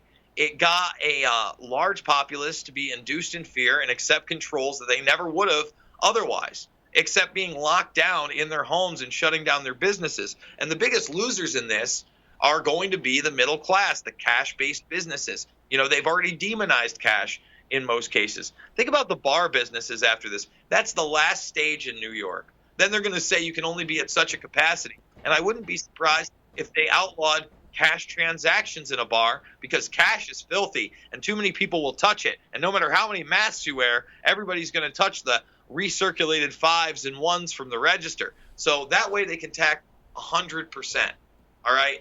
That's what this is. This is gutting the average businessman that's been able to work around the system and have his own cash-based businesses and stay kind of off-grid for the most part. They've never wanted a strong middle class, and these are the final death blows of that middle class. So contact tracing, what do you know about that? What do you think is going to happen with, like you mentioned before, that they're going to be hiring these people to do this contact tracing? Can you and just if you're just joining us, we're talking with Jason Bermas, and we're talking about the COVID crisis here. He's in New York, and the contact tracing. Jason, what do you think? What do you think that's going to develop into? What's your thoughts on that? I mean, it's already going. It's Yeah. not like it's they're talking about it. They're hiring 17,000 people. They've started the program. Cuomo put on TV, I think 3 days ago, on one of his press conferences that I covered it. If you get a call from NYS Contact Tracing, answer that call. And if I get a call from them, I'm going to bitch them out and be like, you're the new snitch squad. Don't come near me. You have no rights. I don't want to hear who you think is infected and why you think you need to contact me, because I've been in contact with somebody who has been infected. It's the new Stasi squad. You know, they can just say anybody was infected, and then all of a sudden you have to be quarantined and they can't do something for 2 weeks. This is going to be out of control. All right. So, you know, they have social distancing squads. You see what they've done in Thailand. They've hired Spot, the DARPA Boston Dynamics robot that will come up to you and tell you to socially distance. But again, it's all arbitrary. See, in the United States, you have to stay 6 feet away. In Thailand, it's only 3 feet away, you know. So the goalpost continues to move. It really is about control. But even more so, it's about medical martial law, not allowing you to decide how you want to be treated if you have this thing. And by the way, your husband, your wife, your brother, your sister, your mother or father, they don't get to come into the hospital with you. And if it gets bad, they don't get to speak for you. So if you want hydroxychloroquine. You might not get that choice. If you want intravenous vitamin C treatment and steroids, you might not get that choice. That's an even scarier aspect of this. But then they want you to believe that some magical vaccine is going to save us all, when even something like the flu vaccine admittedly doesn't work on a bunch of people. I mean, give me a break. It's as subversive and dystopian as it gets, and it's not being pushed by people that we've elected. It's being pushed by globalist organizations like the World Health Organization, the United Nations, the supposed philanthropic organizations like the Bill and Melinda Gates Foundation, things like the Rockefeller Foundation before them. And people need to wake up. You know, there is a predator class that exists outside of our government system, and it's here to oppress all of us. Do you think that's the same predator class that executed 9/11? 100%. I mean, this is the same people. Yeah. Look, you look at 9/11, and you have yourself an international intelligence operation with players in the United States, players in Pakistan, players in Saudi Arabia, players in Israel, and then, you know, those in power throughout European nations that helped you cover up the whole thing and were on board with the war on terror. There's no doubt that's a predator class operation. Right. And whether it's the same exact players, who knows? But is it that same power structure that dictates that we have to use these crises for globalization and a new world order? Yes, it is those people, in my belief. Right. So we're in it. Like 9/11 was. It took like an hour, right? Is like the first plane struck at like 8:47 in the morning, and then the last plane crashed maybe like before 10 o'clock. So yeah, and then we have, you know, years of just the follow through. It seems like the one thing was executed in no time. But in this case of this COVID crisis, which I liken to a 9/11, except for it doesn't seem to be one event. It seems to be just an ongoing like series of events. So do you think that this is our 9/11? Like it's totally the same game plan to get to that end game of globalization and taking over of the people's rights? Well, I've said that this is really more like 1929 meets 9/11 is COVID 1984, right? So you have this slow rollout economic collapse, and then you have this forever boogeyman that's invisible that can come back at any time, and you're not only gutting a little bit of the economy, you're gutting a large swath of the entire world or global economy, the systems surrounding that, and you're instituting open surveillance through applications on phones, through the predominant operating systems, without the consent of anyone and the knowledge of most people. You know, if you updated your iOS device or your Apple device this week, yeah, that has the COVID tracer on it. It's built into the operating system. So this is very real. You know, whether you think that COVID-19 was real or not, its effects are going to be everlasting. And we need to be screaming and shouting and pushing back now and demanding that really people go to prison, and not, you know, Trump for not acting. But those that are being propped up by the media with these solutions that nobody wants, like biometric IDs for travel everywhere, for having our stadiums. Listen, the bottom line is, even if this thing were 5 to 10 times as deadly as they're now saying it is, it's still not worth the solutions that they're providing, which really aren't any, because they haven't proved that the infection rate has gone down because of this social distancing nonsense. Right. Yeah, and that's one of the things that's frustrating is that these, like the mask. What do you think about these masks? These people, everywhere you go, you're shamed if you're not wearing a mask. You have people wearing masks. Everybody likes to talk about how there's masks on people by themselves in their car. You know, they're out there and they're just, you know, practically just walking through the park by themselves with their dog with a mask on. What do you think's going on with that? Why do you think they're compelling people to wear a mask? What's behind it?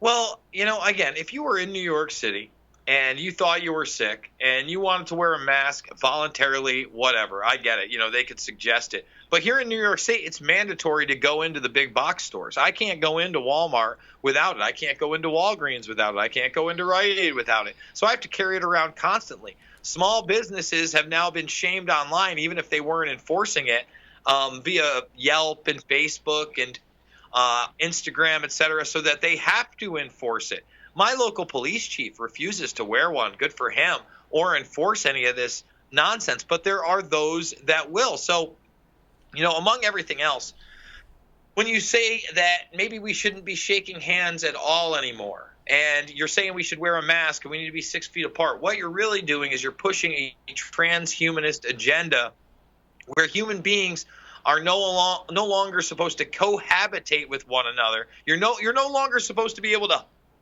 hug your neighbor or shake someone's hand when you meet them. And that's crazy to me. It's like a Demolition Man type comedy action thriller, only there's nothing funny or awesome about it. There's no Sylvester Stallone here to save the day, okay? So we've got to do it ourselves and say that this idea that you're going to reimagine all of society over a virus, no matter how deadly, is not only ludicrous, but those that are promoting those ideas via, say, an Event 201 exercise just before Johns Hopkins University, Davos, the Bill and Melinda Gates Foundation, the CDC out of China and out of the United States, NBC Universal, Johnson & Johnson, none of those institutions, the World Bank, none of them, World Health Organization, should be trusted. Instead, they should be distrusted and disbanded after they're investigated for corruption and cronyism and then put behind bars. Because these people are never concerned about you and I and our livelihoods. They're concerned about consolidating power and manipulating the market in their favor. Right. Absolutely. That's what I've been saying. It's not, people like to say it's about money, but it's not about money. It's about being in the position of power. Now, money serves to get you there, but once you're there, it's just a matter of keeping the other guy down at that point. And it seems like they're there, and now they're just trying to keep the people down. Now, a lot of this is totally voluntary. Everything that, because I believe there's ways around the mask. For example, if you have a medical condition, and you could probably stand up and say, hey, I'm not going to wear the mask. But nobody seems to be doing that. And because their staff isn't overrun at the door with people saying, I'm not wearing a mask, I'm not wearing a mask. And that people do choose to wear a mask and they go in, that it perpetuates it. And so a lot of people will look at this like they're testing us. They're seeing how far they can push before people push back. But then it seems like people really aren't pushing back. Maybe some churches push back because of, claiming that churches weren't essential. And there's been some victory in the last week with churches being allowed to reopen and then governors saying, hey, no, you can't, and that back and forth. But what is it going to take? Do you think let me just rephrase the question. Looking at the people and looking at society as a whole, are you surprised by how many people are oblivious to this power play that's happening, and how many people don't see what you and I see, that this is an agenda and that they're pushing forward to move forward with their agenda? Not really. People are so damn brainwashed. They've already been worshiping a celebritard culture for some time, believing in left-right politics. Even those that are somewhat awoken to how corrupt this is, they identify as a conservative or a Republican or MAGA this or MAGA that. And they won't criticize Trump on what he's done in the Middle East. They won't mention Yemen. They won't talk about what's going on with Assange.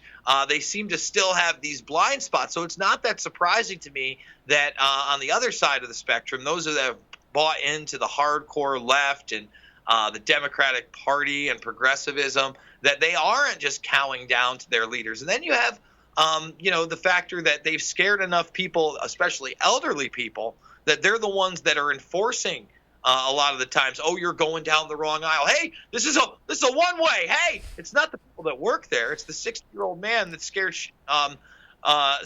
that he's going to lose his life. You know what I mean? Yeah.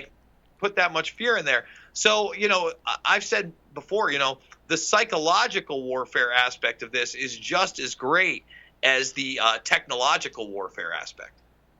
Well, they go hand in hand. You can't do the technological warfare. They can't do what they've been doing if they haven't psychologically prepared the people. And it does. I'll admit that this is a pretty. This came from left field. I knew of all the things that they want to do for years, but it just seemed to kind of come out like the degree that they've pushed this agenda with this one thing. And it seems like they're doing it shamefacedly. They're just moving right along. They could drop their plans out on in front of everybody and you're like, oh, this is our take over the world plan, and then they stick it right back in their pocket and everybody acts like they didn't see it, So, I wanted to ask you a couple questions about the 9/11 truth movement, because you won't get any of that anymore. It's not like there's nothing rolling out.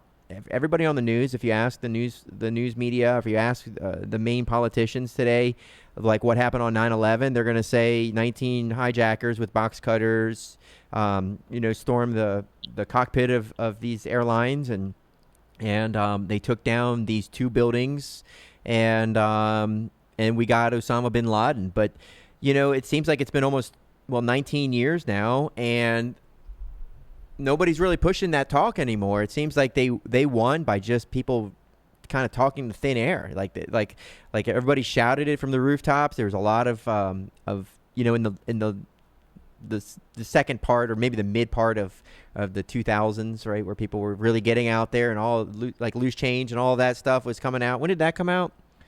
2006. 2005. So, that's pretty much where it was the peak of it, where everybody was like waking up to it. But it seems like the movement, really, everybody's complacent about that. What happened to that movement? Well, I think that, they co-opted it. When I say they, I mean the media, in a lot of ways. And for instance, you look at the original Tea Party, right? Like the Tea Party Republicans, the Ron Paul Republicans, even the Tea Party started out as 9/11 Truth in 2006. Anybody can look it out. I attended an event in 2007. That was the real Tea Party. And then they made it into like a right-wing Republican thing. Even when We Are Change was blowing up, the next presidential candidate, what was he about? Hope and change. And everybody was like, well, we got to trust this guy, right? He's coming at it. He's a young guy. He seems like he's anti-war. He says he's going to shut down Guantanamo Bay. And then on top of that, they took, the 9/11 Truth movement, and they took the word truth and they made truther as the new quote-unquote conspiracy theorist term, the new hip one where they went after you. And now, they associated the term truther with what? Flat earth, crisis actors, just about anything wacky you can imagine. So now truther gets discredited. They're not interested in real journalism. If you look at, for instance, Omar Saeed Sheikh, he was recently supposed to be killed because he was involved in the murder of Daniel Pearl, the original beheading fear video. Well, he was also the guy that facilitated the wire payment between General Mahmoud Ahmed, the Pakistani ISI chief, of $100,000 to Muhammad Atta. And General Mahmoud Ahmed was meeting with Porter Goss and Bob Graham on the morning of 9/11, had met with Condoleezza Rice and George Tenet before that, and he even met with Joe Biden, who's running for president. Joe Biden got on TV and bragged about his meeting with this guy as he was the first or second most powerful man in Pakistan. Now, Omar Saeed Sheikh, now a man that facilitated money for 9/11 via Pakistan, and it was covered up, and the guy that supposedly, again, facilitated the murder of Daniel Pearl, he was released because he's an intelligence asset. And no one will even touch that on Biden, just like they won't touch the multitude of videos where he's inappropriately touching children, or they won't touch the fact that he's visibly senile. That's how much disrespect the predator class has for us, that they will put out an establishment hack that is literally manhandling children on video and can barely speak gibberish. Yeah, it's that psychological operation. Like something's maybe it's just goes all the way back to public education, or maybe it's just coming through the TV screen, where people are just their ability to think rationally and to see these types of things, or it's right in front of them and they just can't see. It's like their eyes are blinded when they see, or if somebody presents to them, hey, did you know about this third building on 9/11? That there's another building that fell, and And, that would be enough. But I suppose there's just this thing that somehow they've gotten into people's minds in such a way where there's like a carnal, like almost a visceral, they don't touch it. It's like there's a part of their mind, like, don't go there at all. It's like there's a big wall there, and you can't, like, the truth is on the other side of it, and if something's calling from the other side of that wall, they don't want to go anywhere near it. And it seems like there's some kind of programming that just happens. It's a human thing that they've totally capitalized on. So is there a 9/11 truth movement now? Well, I'll tell you what, Dylan Avery is about to release 7, the documentary film, not only on the collapse of Building 7, but the Fairbanks, Alaska study that is showing that it could not have fallen due to damage and fire. So we'll see what happens with that film. I really hope that it makes its way around the internet. Unfortunately, we live in a time that anything that goes against the status quo that begins to go viral, it's instant cancel culture. We've seen that with Plandemic. But I'm certainly not shutting up about 9/11. It is the quintessential event that all of our foreign and domestic policy is basically still based on, and the one that they invoke time and time again in order to spy on American citizens and use authoritarian means overseas without any restrictions whatsoever, including unaccounted for drone bombings of innocent women and children. Yeah, and we're having Richard Gage on the program on Saturday, so I can't wait for that interview. But have you seen the film yet, Jason? Not seen the film yet, although I imagine before it's released, Dylan will get at me and give me a copy. We did an interview on it, I think, a couple weeks back, where we were talking about the release, and he was hoping it was going to be out before June 1st, but here we are. Yeah. Well, that always kind of happens when you make a film. It takes a little longer than you think. Is it done, or is it he's still kind of tinkering away at it? I understand it was pretty much done. I think there was a couple audio mixes that he was hoping to get permission for, but as far as the film being edited, it was pretty solid and done from what he told me last time. Awesome. Yeah, and you guys, if you're wondering, we're talking with Jason Bermas. He is the director that brought us Loose Change, and he brought us also Fabled Enemies, Invisible Empire, Shade, the motion picture. And so if you haven't yet seen those films, make sure to check out his YouTube channel. He has a lot of great things over there. Jason, the website it's Jason Justice 9/11, or what is the? No. If you want to follow me on YouTube, it's youtube.com/InfoWarrior. If you want to check me out over at Rockfin, it's ROKFIN.com/Jason Bermas, or over on Twitter at Jason Bermas. It's BERMAS. All my stuff is free, so if you do check me out over on YouTube, where I've been fully demonetized, hopefully they don't kick me off altogether. But if you go in the documentaries playlist section, all those films are available for free. Yeah, which is a little frustrating for me because, I want to sell your films, but it's like just to find them is impossible on DVD.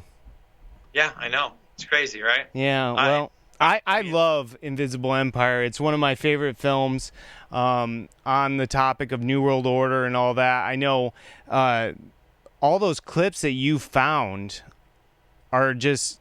they're clips that I never even heard of when I watched that film. How much research did you put into that, making that film? Hundreds of hours. I mean, that film. Yeah, that film was the culmination of something that I had been talking about from Loose Change and even before Fabled Enemies, that I wanted to do my big picture NWO film.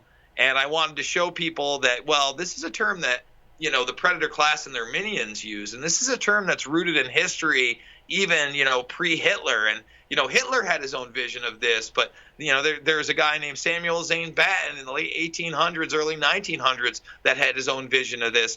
But the common theme through this vision is one of collectivism and authoritarianism and globalism, no matter what flavor it comes. And, I just thought that I would use the tools that were available to me at the time. I scoured the internet. I used the Vanderbilt library to find, as many times as I could, where the terminology was being talked about. And I think that, what we've done is we've wove together a pretty, I would say, enlightening piece where you look at this and you're like, all right, well, okay, so this isn't just crazy people talking about the New World Order. This is truly people that make policy and, are standing by this terminology, no matter what you think it believes. So, I love that film. It was kind of like my coup de grace at the time. But now I look at Shade the Motion Picture with everybody looking at Bill Gates, and I'm like, I had large sections on Bill Gates in Shade the Motion Picture 7 years ago. People need to go check that out as well. Yeah. Well, you made that film with Alex Jones. What was that process like working with him? Well, Jones, he also produced Fabled Enemies, so it was me doing Fabled Enemies with him, and then Invisible Empire. I'd say on Invisible Empire, there were long nights where we stayed up and we watched cuts and we went through the script for sure. But for the most part, other than a few, edits that he wouldn't let me put in there, he wouldn't let me put Donald Duck and his New World Order song in there because he was scared of being sued by Disney. There were a couple moments like that, yeah. Well, he's probably right about that, actually. Yeah, in retrospect.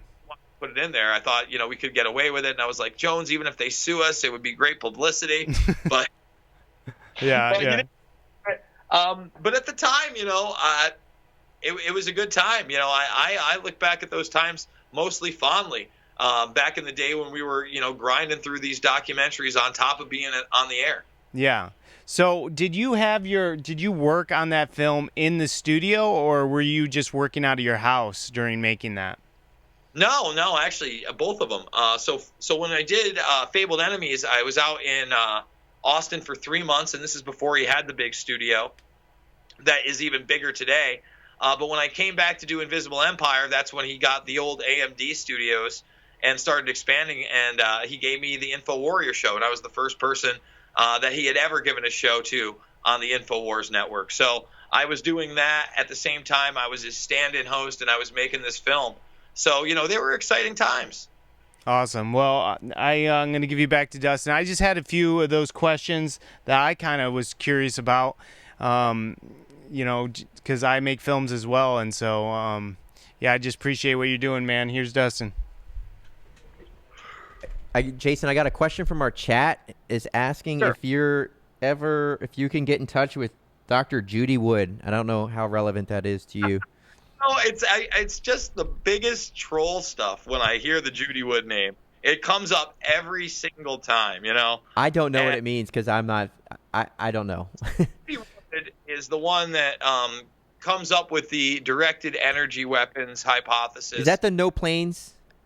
She's also a no-planer. Okay, that's one of my other questions that are kind of coming up. So, yeah, and that's the thing. There are people in my chat who are fans of the show, and I always say, listen, Dr. Judy Wood, went with the no-plane thing with Nico Hopt. I'm not saying that I know exactly how those towers went down. I don't believe they came down due to fire, but I do know that the no-plane stuff is garbage and discredited. And, everybody wants you to talk about stuff that can easily be disproven. Let's say she was right about the directed energy weapons. It would be easy to disprove her on the no planes theory.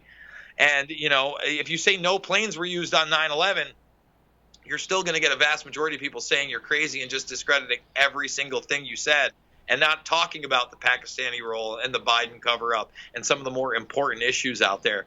So, these people that want to bring up Judy Wood, or they want to say that I got the Pentagon wrong and we never repented, or I've never reported on the Israeli involvement in 9/11 and somehow covered that up. They're the same exact things people have now been saying for literally almost 15 years. So you're an expert on the day 9/11, September 11th, 2001.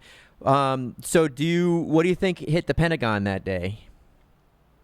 It's a good question. I highly doubt it was Flight 77. Same time, was it a missile? Was it a drone with a missile? Was it possibly 77 being remotely controlled in there? I suspect that it was due to the cover of these drills going that morning. I think there's a good possibility that the planes that were used to hit the towers and whatever was blown apart over Shanksville, Pennsylvania, were also not the commercial airliners that were supposedly hijacked. I think basically everybody involved is dead one way or another. And other than that, I really don't want to speculate. I'd say that if you look at those drills that morning and you see that they had a multitude of hijackings going from different places, if you see the fact they were running drills at a Cheyenne Mountain that didn't stop until 20 minutes after Flight 93 went down, if you see that Delta 1989 was reported with a bomb on board, that they had hijackings out of Alaska, there's so much that's been covered up. If you see that they were prepared for this prior to 9/11 via the drill Amalgam Virgo, where they had Osama bin Laden on the cover and they were going to have a hijacking come in and hit the Capitol building. All of their arguments fall apart under scrutiny. So the argument because I've never looked into this no plane theory, right? So I know we've seen the video of some guys and they're down on the ground and I don't know if I forget, man.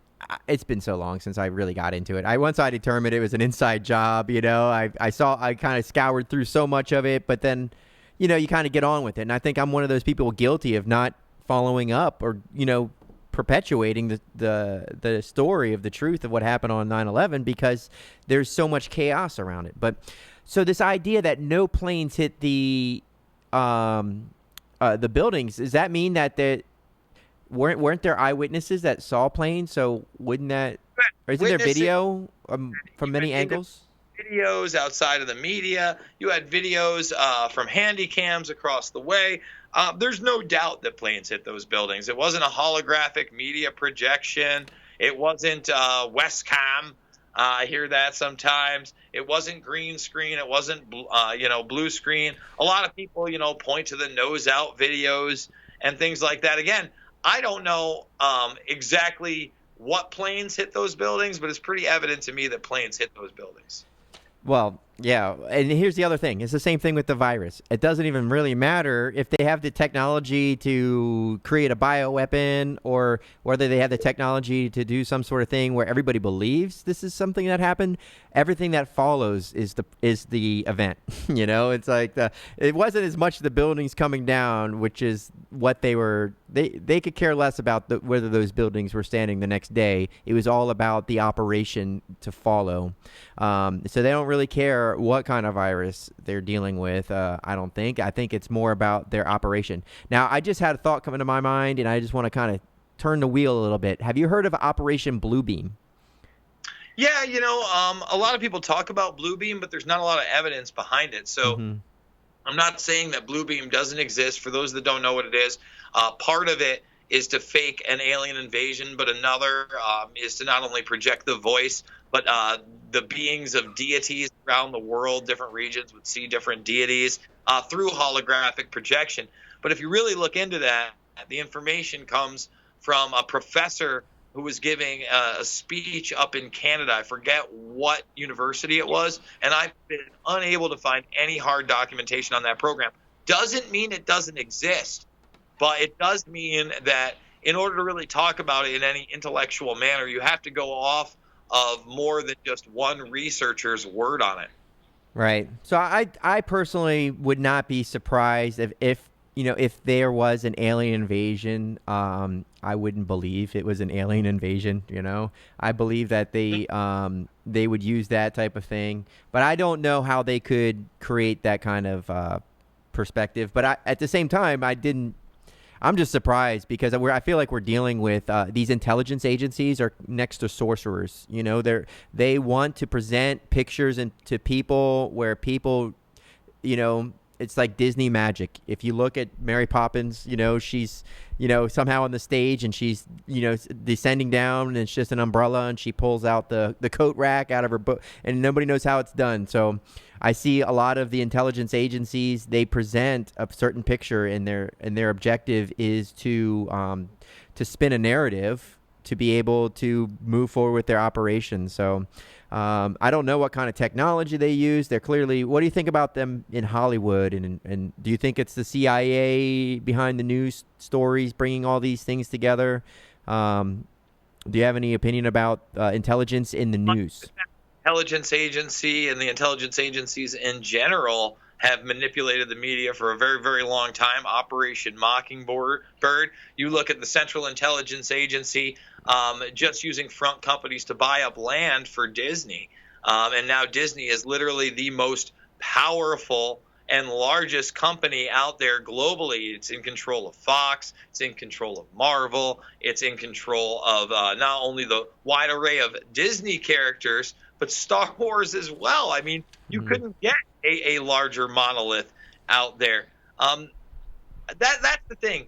People want to talk about some of these entities as like private organizations or private companies, and they can do what they want, but they're anything but.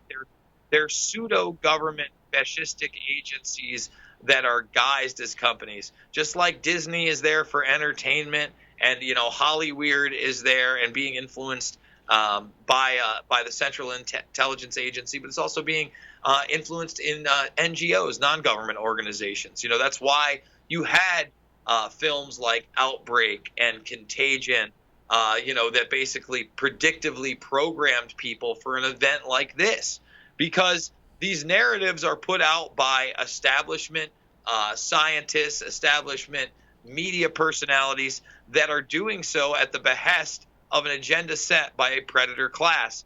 So, I don't even see it as the CIA anymore. I mean, you look now, and the CIA usually keeps its hands pretty clean by using third-party organizations, whether it's Stratfor, the Kissinger Institute, Black Cube, right, or Booz Allen Hamilton that Edward Snowden was working for.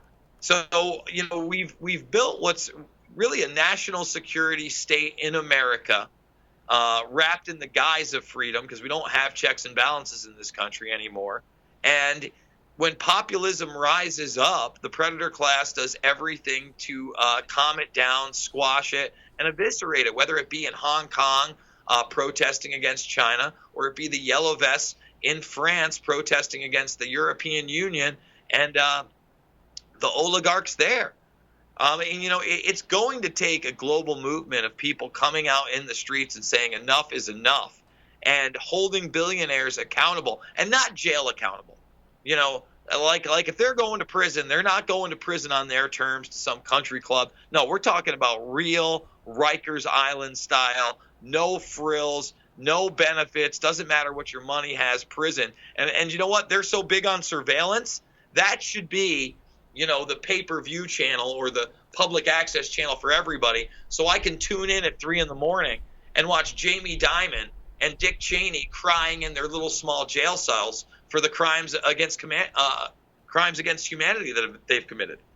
So do you think, because that's what it's going to take. It's going to take some sort of public outcry to say, hey, enough is enough. You mentioned that movie, those movies, Outbreak and Contagion. I think maybe that's, to answer our question before, I think that's why people are wearing the mask, because they've seen it played out on these movies, and it seems like the role was laid out for them, and they just kind of, it's like their school clothes were laid out the night before. They just wake up and then bang, it's already prepared for them, and they know their part. They're not the hero looking for the vaccine. They're the one waiting for the vaccine, wearing the mask, being locked down and in quarantine. They know their role in the movie. They're not the hero, and so people will naturally play into that, and that's something that I think they've laid out for us, and I believe that it's like you said, the internationalists, the international intelligence community, and they work together.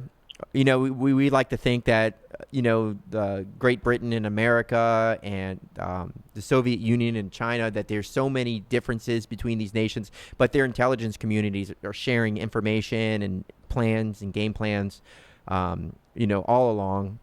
But talking about like people pushing back, like, do any of these movies have people pushing back? Like, because like, are they going to co-opt the resistance? Is that something that you expect them to do? Because you imagine, like, even with the that Event 201, they had talked about people resisting, and people on the internet, and people coming out, the truthers, showing you who's behind the vaccine, and all of this.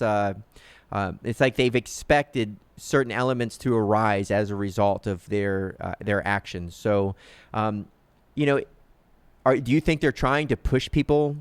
It's like they're inflicting pain, backing off, bringing in some pain, backing off, because they're moving forward inch by inch. They're stretching people out, and so if people push back, do you think it could be like a co-opted pushback where they can now come forth with what they really want to do? You know, they've done it for decades. You know, they put their agent provocateurs into the situation, and then they create the response so they can stomp it. What do you think? What do you think of the likelihood, or do you see that as part of their game plan?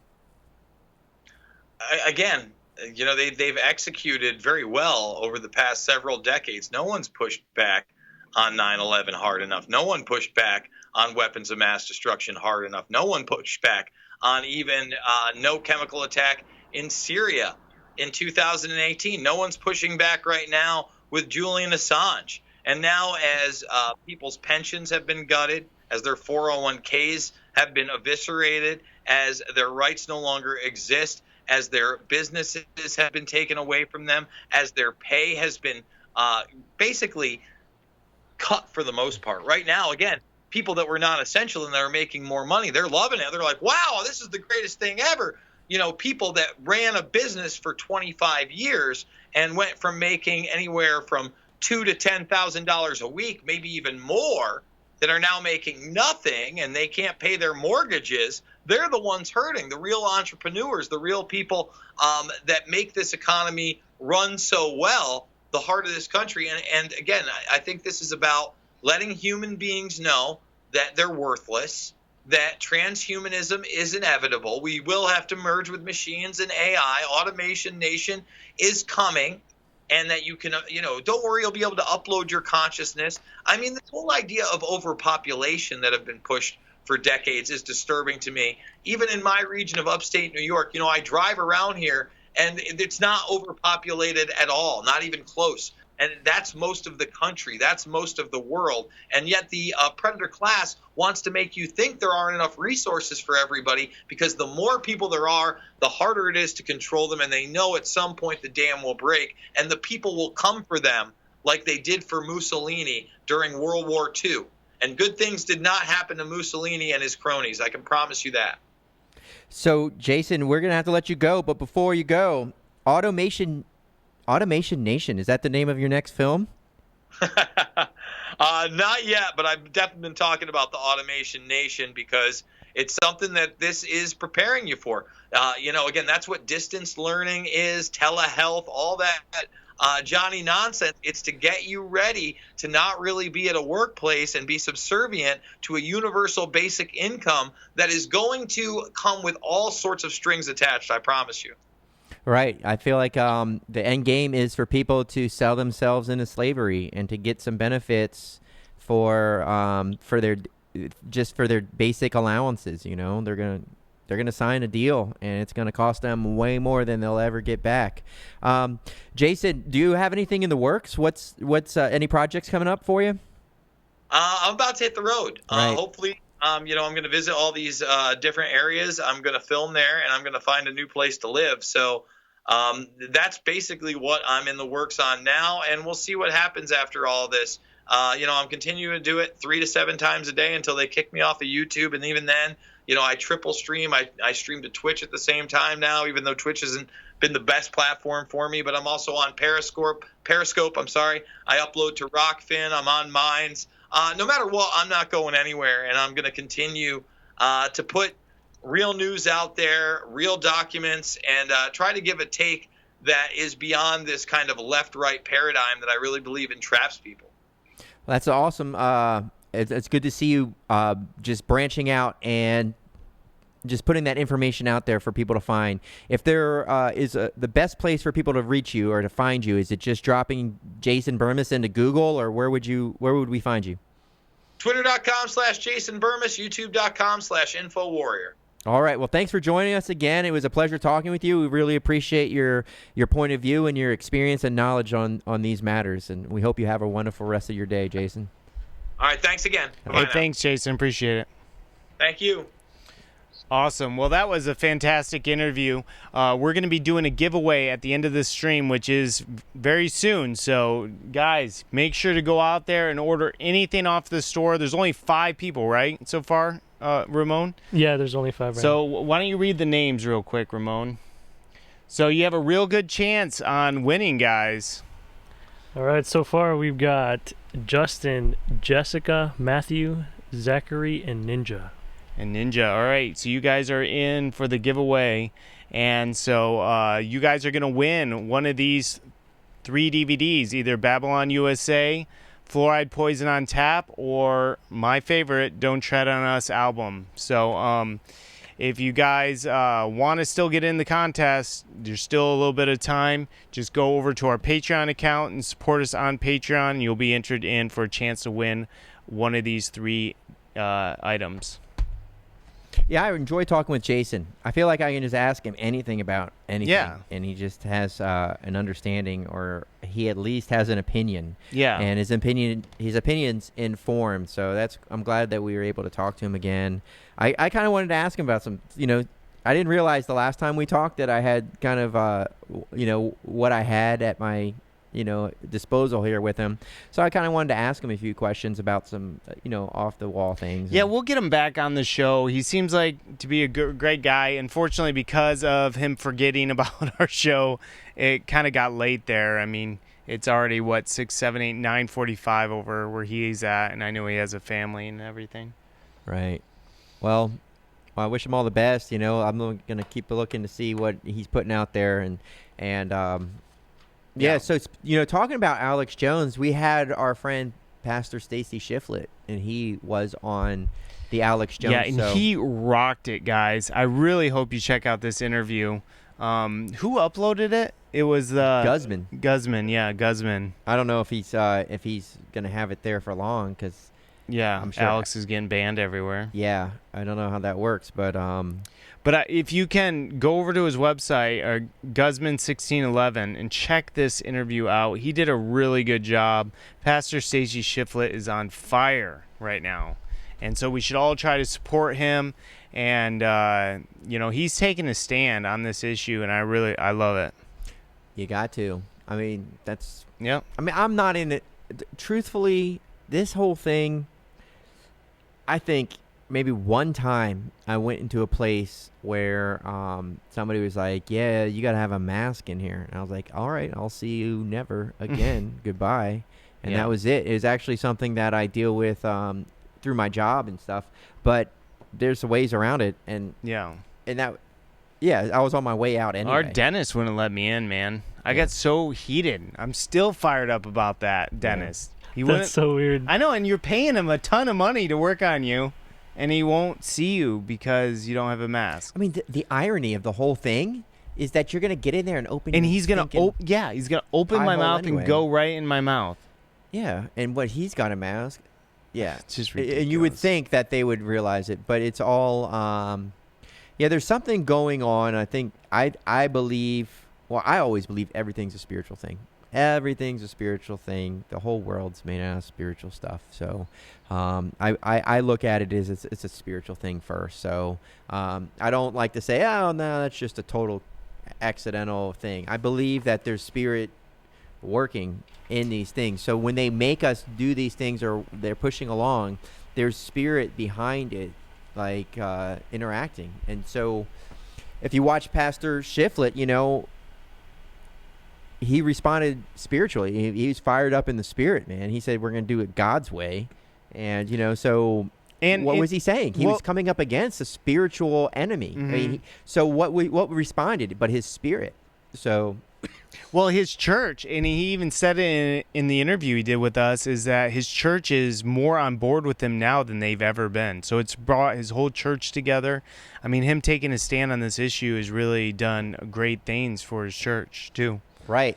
And that was just like our we interviewed the pastor there in Mississippi. I can't remember his name off the top of my head. Yeah, we got to get him back on. Yeah, he was good. He mentioned how his church was really it increased the degree of trust that they had in their leadership. So that's what he mentioned, and I think that's that's important for leadership to see them to stick their head out there for their people and for the right to and and I'm sure there's a lot of people out there who are grateful that their churches shut down, or that they went to live stream only, or that they're doing parking lot services, because they saw that as their pastor caring for him as well. So I hope he gets a ton of visitors. I do too. I hope he gets just like all these people come to his church. Yeah. And maybe they're not saved and they get straightened out, you know. I think that's great. I was happy to see him on InfoWars. And how much does that membership to InfoWars cost you, Ramon?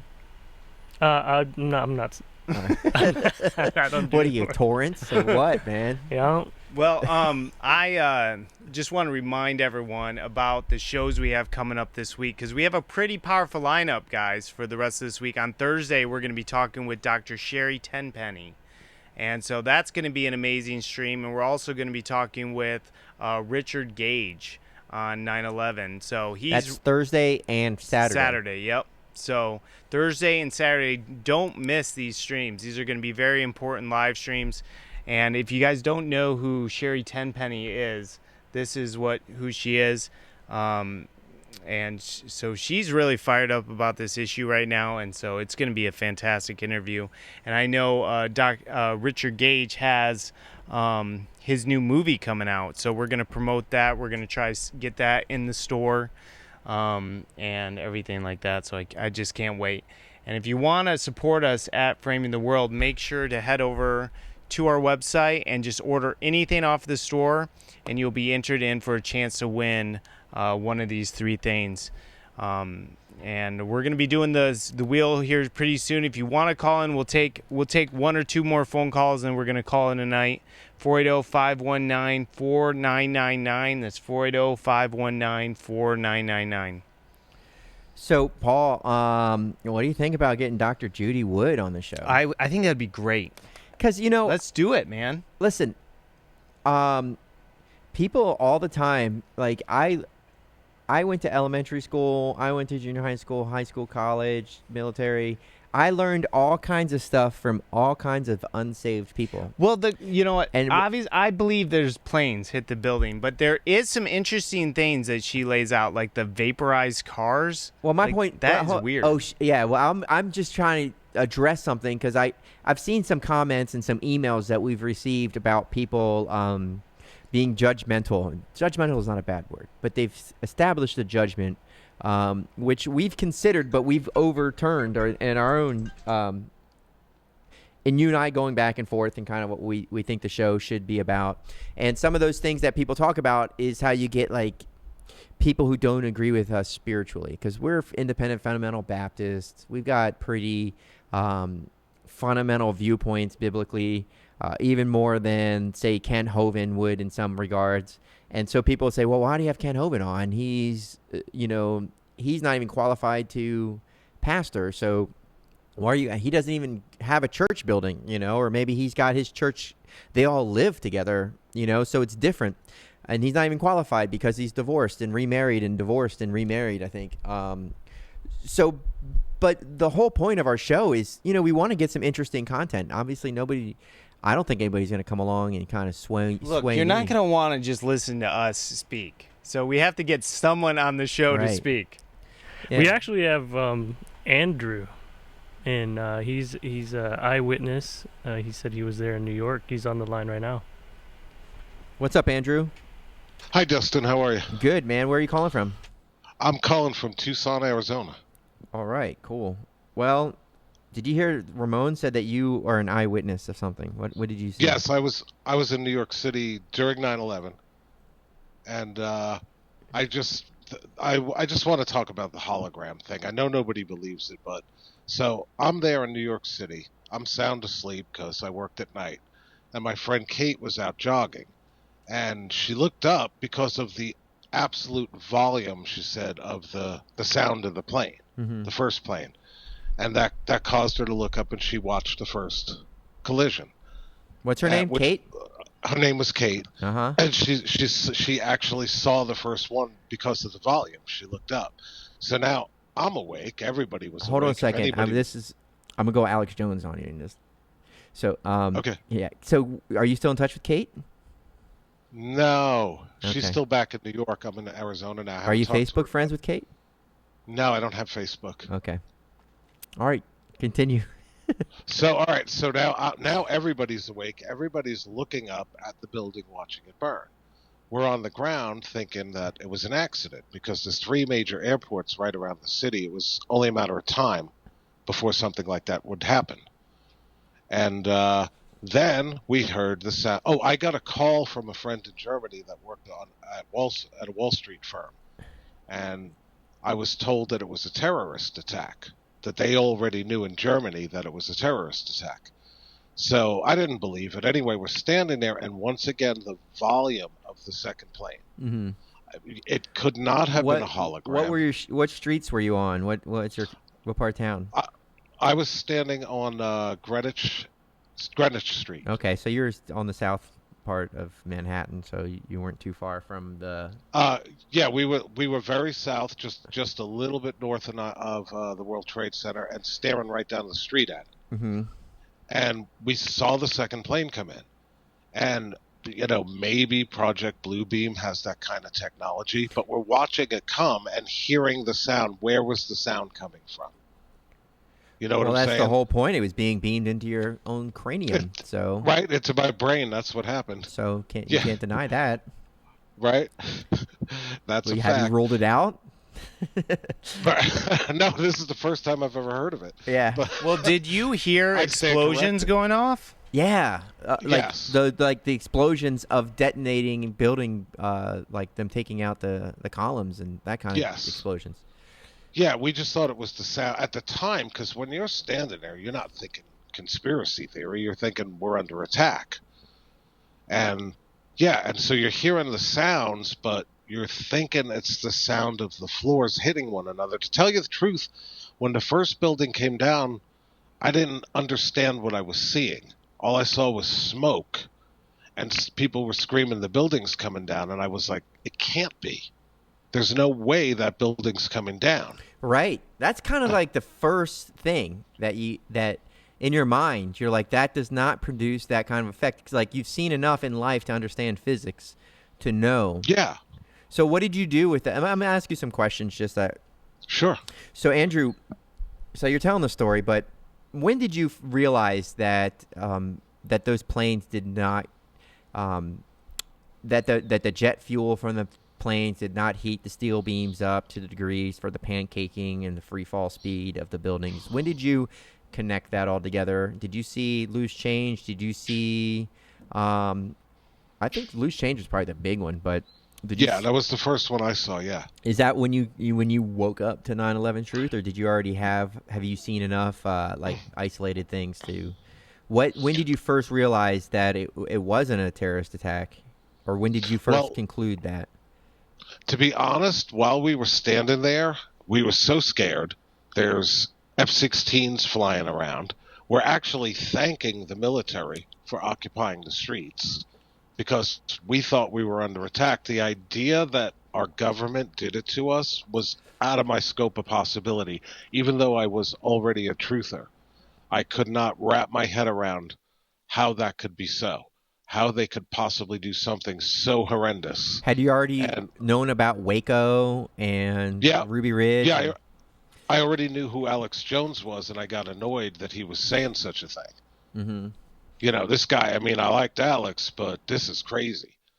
And I just shut it off. I was like, I can't even process that right now. When you're actually standing there, then like when Building 7 came down, we were just like, this is insane. So you were there when Building 7 came down as an eyewitness? Yep. You saw Building 7 collapse, and what's up there, man? Like, that's like to see a building of 110 stories fall and realize that, wait a second, that's not how physics works. It's falling straight down. If it fell, maybe the top couple stories would kind of collapse and you would see it, like a tree fall or something, and it would hinge at the broken point. But when you see a building that nobody ever claimed a plane struck, what did you think there? What was that like? To be honest, I wasn't actually looking at it. We were sitting somewhere eating, and we heard the sound. We didn't know what was going on, and then somebody said another building came down, and it was just like total despair. again, I wasn't like hypothesizing about anything. Just buildings were falling down around us, and it was hard to make any sense out of it when you're sitting right there. So, Andrew, so you're in Tucson, huh? How did you I'm in find? Tucson. How did you find our show? Oh, I go to Faithful Word Tucson. Oh, no kidding. All right, cool, man. Yeah. All right. I don't know. Have we met before? I don't know. No. Okay. I did see Paul at the premiere of Deported. Okay. All right. But I didn't actually necessarily meet him. I said something to him, but he was busy. Yeah, that's So, usually me. If I'm probably running around like crazy. Well, it was weird because I was looking at your camera. Uh-huh. You were holding a camera. Yeah. You'll probably remember this. And I was like, wow, what a fancy camera. Like, who on earth, I'm thinking in my head, who on earth would have such an expensive camera?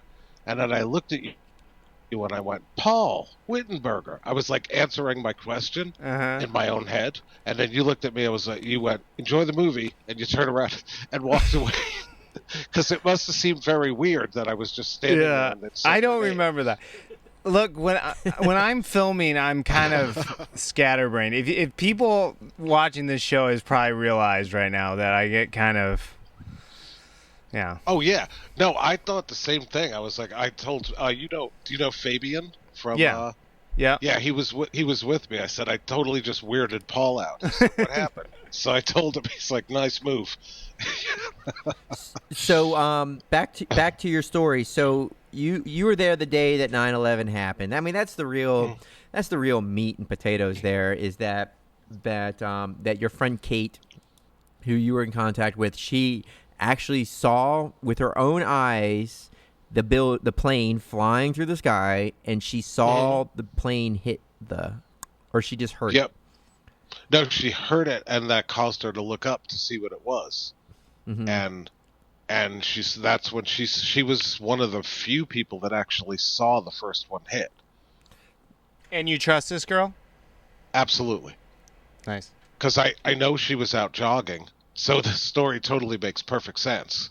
Does she work for the CIA or anything like that? Yes. Okay. Oddly. All right. Well, there's nice people that work for the CIA. I'm just kidding. No, she's a veterinarian. Oh, okay. Well, that's almost as bad, but I thought you were going to say a veteran, but she's a veterinarian. So, so you saw the whole thing. You saw you heard the explosions. Can you describe what it sounded like? The explosions? It just sounded like, to me, like crashing, like bam, bam, bam. And then I realized later, oh, that must have been the floors hitting each other. That's what I was imagining in my brain, trying to make sense out of what was happening. Because people are running and there's smoke everywhere. I was far enough away that I didn't have to run. Oh, you didn't deal with all that smoke and all of that dust? Oh yeah, eventually, because I was about less than a mile away. I was on the corner of actually Hudson Street, Barrow and Hudson. Which is, we have a clear, I was saying Greenwich, but I was Did you live in standing Greenwich? around. No, my girlfriend did.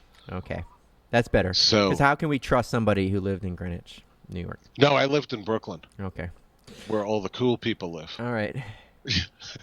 So, so you saw all that stuff. When did it click for you that it wasn't a terrorist attack? And, because I talk like it's factual, like, hey, it wasn't a terrorist attack. It was totally, those buildings came down by controlled demolition. When did you join the right side on that? It wasn't until, and I'm ashamed to say this, till I moved to Tucson and I had enough distance to even consider the possibility. And it was the first year I was here on 9/11, and instead of watching the tribute on Fox like everybody does every year, I threw on Loose Change. And I was like, wow. I was like, yeah, this makes perfect sense.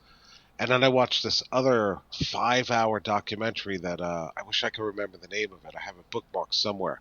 And I was convinced by the end. I was like, there's just no way. This is what happened. It was inside job. When was that? Like, when did you get to Tucson? About 10 years ago. Oh, okay. At least it wasn't last week. All right. Yeah. Well, what's your experience of the corona, the coronavirus? It hasn't really affected me that much because I work from home anyway. Mm-hmm. So basically, I just stay in the house more. And of course, the big thing for me was that the church was closed. Yeah, But we're back now, so. that's good. Yeah, because you. Oh, before I forget, why don't you guys have Brother Corbin on as a guest? Why don't we? I don't know. Right? He was a great guest last time. When was he on? When did he guest? We it- had Corbin on. Yeah, Paul? it was like day 3 or something. Yeah, it was probably like one of the first episodes. Yeah, we had Corbin Yeah. on. Mm-hmm. That's right. Was he here? No, he was on Facebook. Oh, On, that's right. I remember now. Okay. FaceTime. Boy, it all comes. Yeah. Okay. Well, he's probably watching right now. He secretly loves us. So, what's I hope today? so. Friday, He could- Tuesday, Monday. Today's Monday. Secretly loves us. Yeah, he doesn't tell us directly, but I know he looks at me with admiration, like you're doing such a great job. But he doesn't want me to get big-headed, so I'm sure he's keeping it to himself. So, yeah, we'll talk to him about that and see if he wants to come on. Yeah, thank you so much for calling in, man. I appreciate it. Sure. Yeah, I'm nervous. I'm not usually one to call in because there's so many quality callers, and I don't want to be this boring caller. Yeah. But I felt compelled. You did since I good, was an man. Since I was an eyewitness, I felt I could offer that. There's no way it was a hologram. But Also- you weren't an eyewitness. Kate was the eyewitness. No, to Yeah, the first. You were one. the ear witness. Yeah, he was the ear witness, so. No, we all saw the second one. You saw the Kate second saw plane hit? Yeah, because we were all standing there watching the building burn. So Oh, wow. tons of people now were standing in the streets watching. I'm glad you clarified that, and I know you said that, but somehow it went over my head. Yeah. So when you saw the building collapse, Yes. you saw it come down, and And you couldn't believe your eyes. You're like, "That's not supposed to happen that way." And now That's- looking I just- back, did it just totally seem like a controlled demolition? Absolutely. Yeah. 100%. Yeah. I have no doubt, especially I've watched all the footage of Building 7. so this And- is one of the things, man. Yeah. Like, this is one of the things is that in order for that to have been a controlled demolition, they either had to have access to the like every single, because those controlled demolitions, they go in there with bobcats and they go through these floors. Yeah, and they had get to have gone to every floor. They go in with a jackhammer Yeah. and they expose the beams and they remove the concrete. But and that's the only way you can get the building to turn into powder is a controlled demolition. yeah, you have that whole thermite talk too, right? Yeah. But You know what? Which we're going to be talking about on Saturday when we talk to Richard Gage. I'm gonna have to watch some of these videos again too. Yeah, you got to refresh yourself, man, because it's going to be a great interview. If you guys don't know who Richard Gage is, he is the architects and engineers for 9/11 Truth. They just came out with a new trailer. Hey, let's play that trailer for this new film. I bet you it's on his website here. Okay, pull it up. I want to finish saying what I was Yeah, saying say about. what you're saying. We're going to find it. So, like, they had to either when they built these buildings, which I wouldn't be surprised. You know, I mean, it's not unheard of. I mean, they've since the 1930s they've had the pyramid with the Eye of Horus on the back of the, maybe they didn't put it there right away, but they've planned things out decades in advance. It seems that it would have to be that way, but so that means they would have had to have put these explosives in the building way before, or they would have to get in there and be able to strategically. I mean, take some planning. Yeah. What do you think, Andrew? Is that what do you well, think? I remember in one of the movies, because I've watched a bunch, they were saying like George Bush's cousin was in charge of security in the I building. think his brother even. Yeah, Jeb something Bush. very fishy. Yeah. Yeah, Jeb. Yeah. And maybe Jeb just failed at security and let these guys in. But that's what I was under the impression, that they must have spent months preparing this. Well, hey, so we're having a heated discussion in Are the you chat from right Queens? now. We're heated Right. discussion in the chat right now. Are you from Queens? No, Brooklyn. That's what Brooklyn. We said, Yeah, that's what we said, Yeah. man. Yeah. All right, so Pillar- it's it's a lot Pillar. of people. Pillar is really curious about where you're from. Yeah. Oh, But he's Yeah. not listening. So he's too busy chatting away. All right, well, Oh, you just hang on the line real quick. We're going to go to this trailer because I want you guys to see it. This is All right, who 'cause we're going to... Yeah, go ahead. I just have, I don't, keep me on, because I have one more point I want to make that occurred to me while we were talking that I think is very important. Yeah, just hold on 1 second. I want to show this trailer because I want to get people excited for the interview we're going to have on Saturday. And we're going to be talking with Richard Gage about this new film. It's called Seven. And so let's play this this trailer real quick. Okay. You didn't hear anything about the World Trade Center 7, not for a long time. And we'd never experienced, prior to that day, a steel frame building collapsing due to fire. It just didn't happen. There was no excuse for rushing to remove debris from Building 7. There was quick decisions made about taking that evidence away. They only saved one piece of steel, and that piece of steel suffered some extreme temperatures.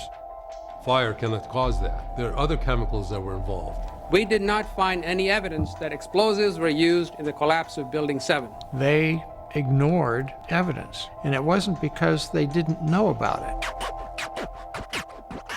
They seemed to focus on the solution right from the very beginning and ignore all evidence that would have led them in any other direction. There was just this silence in the academic world about this subject. So we began looking around for someone that would be willing to undertake such a study. We ran across Professor Halsey up at the University of Alaska at Fairbanks. He was very scientific about the way he approached this whole problem.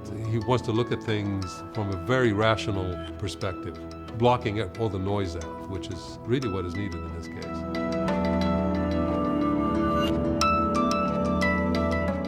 If there is controversy, it means that not everyone's satisfied with the answer. If we can change that, if we can give the public and the engineers an understanding of truly what did happen, it's worth it to me to be able to do that work.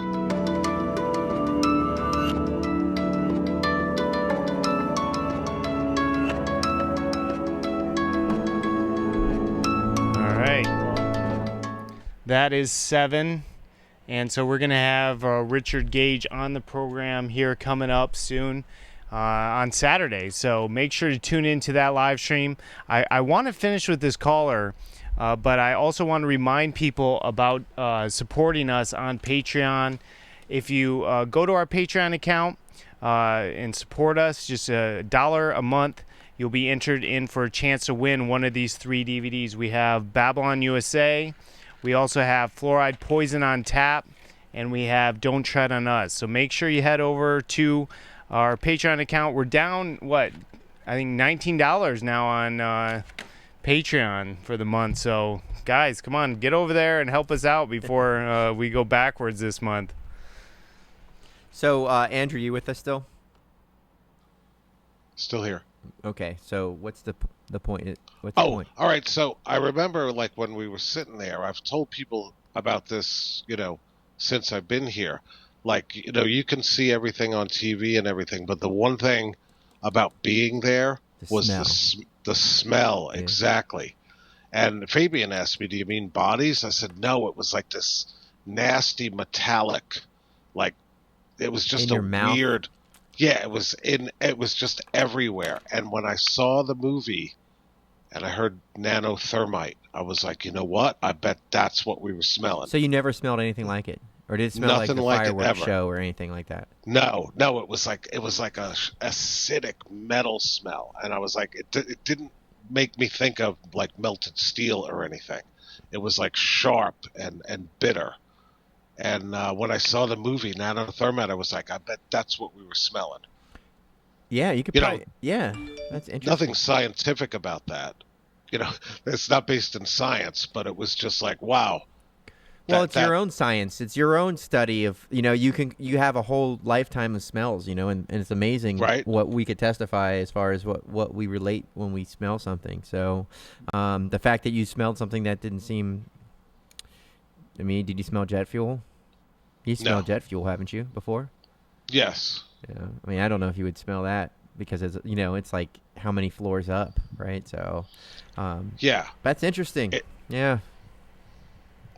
So, yeah, I guess that's it. That's all I got. Well, thanks for calling in. I hope I thank you, man. Made it better for you than you thought it was going to be. Yeah, yes, that was great. I was super nervous. But It's just we only have like a handful of live viewers, and people, right.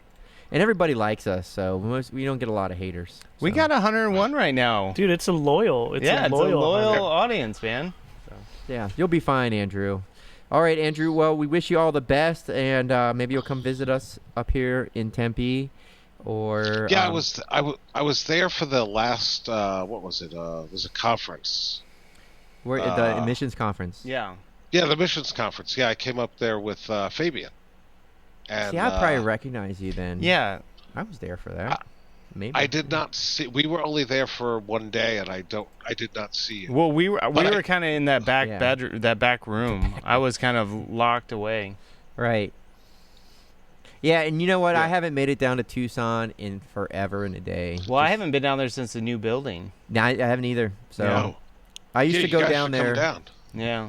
I kind of used to go down there a little bit before Corbin took over at the old building, because I think I was helping do the music or something. When Chad Rich would go down, I'd help him out. Yeah. So were you visiting the? Yeah. Were you attending the church then too with Chad? Yeah, I saw Chad Morgan preach, and then I saw Chad Rich preach, and then Brother Corbin came the following week, and then he stayed. Right. So it was open about a couple of months before I realized they were there. Mm-hmm. Well, cool. How did you find the church? It's funny because I was talking about moving to Tempe to come to your church, and then I decided I should probably exhaust all the Baptist churches here. So I went on Google Maps and I typed in Baptist Church, and the old building was just 2 miles from my house, and it's like, Faithful Word, can this be real? And Really? I went to the website and I was like, oh, it's wow, yeah. And I went the next day. Or a Cool. couple of days later. I went that first day that I could. That seems So, yeah. very auspicious that you. It's like your prayers were answered before you realized it. I couldn't believe it. Yeah, I was like, this is fantastic. I don't have to move to Tempe to find a good church. Well, awesome, man. Thank you so much for calling. All right, thank you. We'll All see right, you next brother. time. God All bless right. you. Okay, bye. All right, so I want Ramon to explain what Patreon is, because he has a really good explanation for what Patreon is. Yeah, I mean, Patreon is a way to support people who you want to continue creating the content that you enjoy. So Patreon, it's got a whole bunch of people like artists and YouTubers, things like that. For Paul, it's been really great, right? Because Yeah. YouTube has demonetized him. It's totally saved me. And so this is actually a really good way for Paul to continue creating the content that, that we enjoy so much. And so just in case somebody has never dabbled in Patreon, like they don't know what it is, pretty much what it is, it's like a subscription service. And so, if you, for example, donate just $1 a month, that $1 a month helps Paul to do the show. It helps him to do all kinds of expansion, things like that, keep the place running. But more importantly, you actually get something out of it. You're actually getting the Patreon only shows.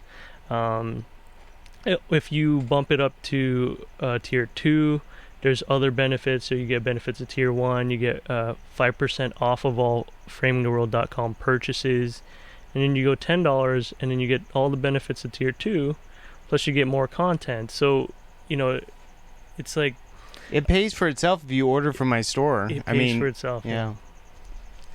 Yeah, I'm a big fan of Patreon. I haven't started one myself, but man, like it's such a good platform. Yeah. For people. Well, let's promote your show real quick, because you have a YouTube channel that you make videos on a lot. So what is your YouTube channel, and how do they find you, Ramon? So my channel is under Baptist Truther, and so pretty much I just kind of do whatever I want on there.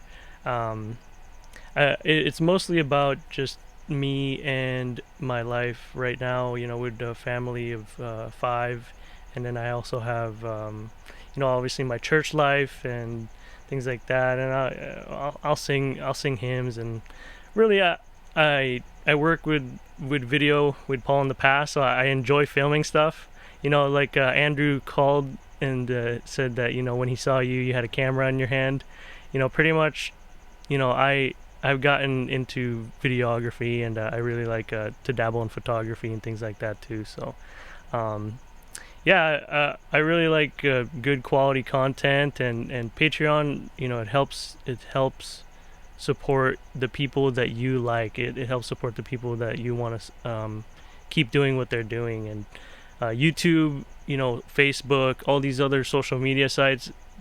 Unfortunately, they don't like the truth, and they put the hammer down on people that doesn't go along with their agenda. And Patreon, it allows that to happen. It allows you to support the truth to be pushed out there. And yeah, man. But Patreon will kick you off too. Yeah, so just let me enjoy it while it lasts, guys. No, I mean, don't come at me too hard. Hey, back up, bro. We won't say who did 9/11, man. Okay. Just come We'll on. just leave it off just of that. support me while you can. It's a fading memory, and Yeah. And you know what? If you have Patreon with Paul with Framing the World, there's different tiers that if you sign up for, you get discounts off the website. You get like a video every so often. I forget exactly. There's a lot of exclusive content that I don't have up on my YouTube channel. Yep. Like literally, guys, I'm telling you, like if you might have to go back but there's literally like 100 videos that are not. You have raw footage. Yeah, raw footage. Like if somebody could just want to see all the stuff that Paul recorded to make the documentaries, he has raw footage. Yeah, I release on Patreon. But I didn't get to finish my explanation real quick. So what you do is just go to patreon.com. All right, you go on a computer, you go to patreon.com, or you go on your phone, and then you go to Framing the World. You just search for Framing the World, and you just sign up. You sign up, and in fact, it's no strings attached. So you could actually, let's say you can't afford $1 a month. You just take it off. Go ahead and hit that $10 join. Just hit it and see what it does. Yeah. Let's see it. Yep. So there you go. You just sign up, and they make it really easy. If you have a Gmail, if you have a Google account. Does it tell you? Doesn't it give you a description of the tiers and stuff? Yeah, it does. But you have to sign in. No. Oh, it kind of just in there in the small print.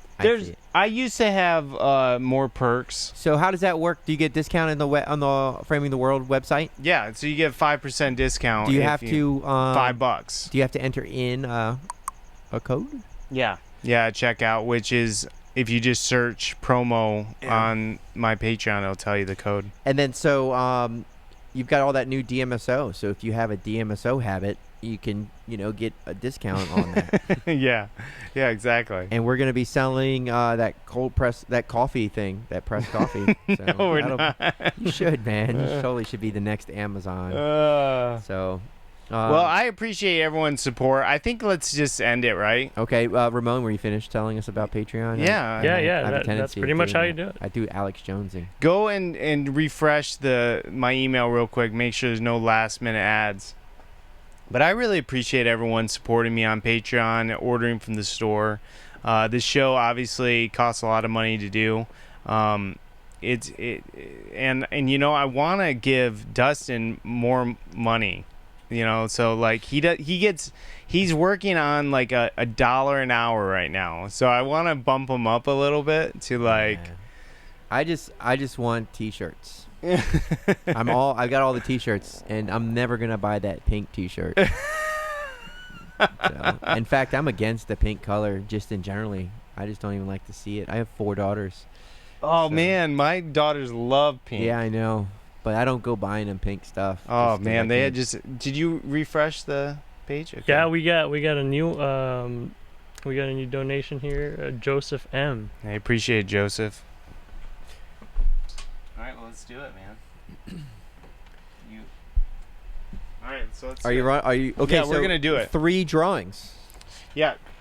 For fluoride poison on tap, Babylon USA, and what's the third one? It's the Don't Tread on Us CD. That's so right. we'll start with the Don't Tread on Us CD, which is my favorite. My kids love it. And so you'll be thinking about riding and about rebelling in your sleep, because these songs will stick in your head.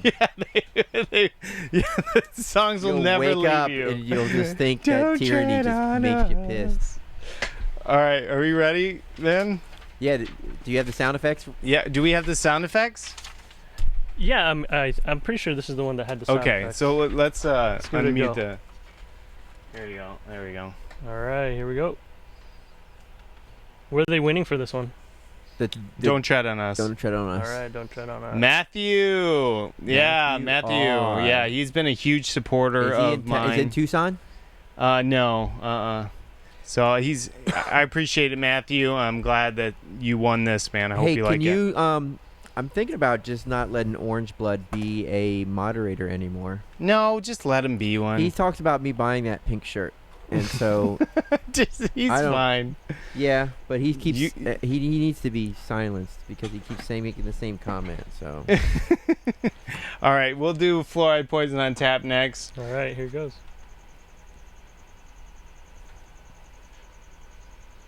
Joseph, all awesome, right. Man. Fluoride Poison on Tap. I just bought me a Berkey. You did? Yeah. How do you like it? I don't even think I've drunk from it. Oh, okay. Drink from it.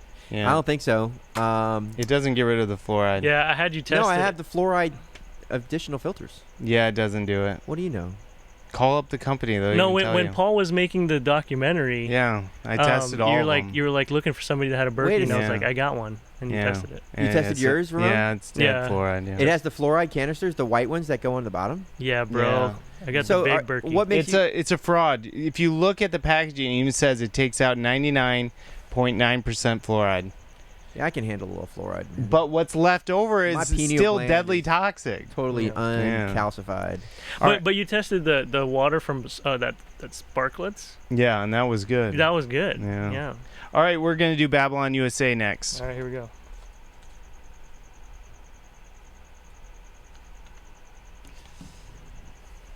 I'm going for yellow.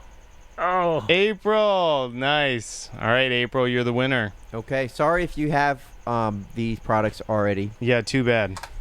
Sorry. You're getting a second one. You can give one away. Yeah, that's what happens when you win something. Just be grateful. Well, I'm grateful for people supporting us. Did Joe win? Did Joe win? No. So our winners, again, is Don't Tread on Me, Matthew R., Fluoride, Poison on Tap, Joseph M., Babylon, April. Joseph M. said this is the second time that he won that DVD, and he's claiming he never got the first one. Okay, well, thanks for contacting me. That could very well be the case because I contact people and then they don't write me back. And remember, I had Logan doing the penmanship for all those times. I have a little stack of stuff that I have no idea how to get a hold of people because the penmanship is just so horrid. Why don't you just apologize to the guy? You send it, tell him you'll send it. It's on its way. I'll send you two. No, I'll send him two. Well, we can't send him two now. Well, he needs to email me because I'll forget immediately when this live stream's over. I'm gonna forget that. And even if you paid me, I wouldn't want to do that anyway. So even if you're like, hey, I want you to handle these videos and send them out and everything, I'd be like, that sounds. It's not. It doesn't sound fun. No, it's not. It's very tedious. So. All right, we're glad we had Ramon with us. Thank you very much, Ramon, for being with us. It's good to have somebody there to talk to when Paul's not paying attention. Yeah, and to know there's somebody. It's just nice to have that third person. We're trying to get Logan, but I just think Logan's just over it. He just can't improve his handwriting, and that's I think we made fun of him too many times about the handwriting, and then so now he just won't even return our phone calls anymore. Yeah. I'm not sure what happened to him. He invited me to dinner on Saturday, but I said yes, and then I said no because you told me about the Richard Gage interview. It's huge. On the way here, he texted me. He's like, "Hey, you want to have some dinner on Saturday?" I'm like, "Yeah, that sounds good." And that 7 documentary looks crispy. It looks great, right? Yeah, that looks really good. Well, it's the same guy that made Loose Change. I actually saw Richard. Is that Gage. Dylan Avery? Yeah, Dylan Avery. Yep. Yeah, I met him before. He did like a show at the, like a movie theater on Mill Avenue. Yeah, I met him too. Yeah, seemed like a nice guy. Awesome guy. What's in the future for you, Ramon? What do you plan on? When's your next video coming out? I don't know. I just do it whenever I want. I don't really like put myself on that same schedule as Paul. Like Paul doesn't take naps. Yeah. I took a he nap just works today. really hard. Well, you know what? I wasn't feeling good yesterday, so I took the day off completely yesterday. It was really nice. Ramon, I feel fine today, though. What happened with your dog, man?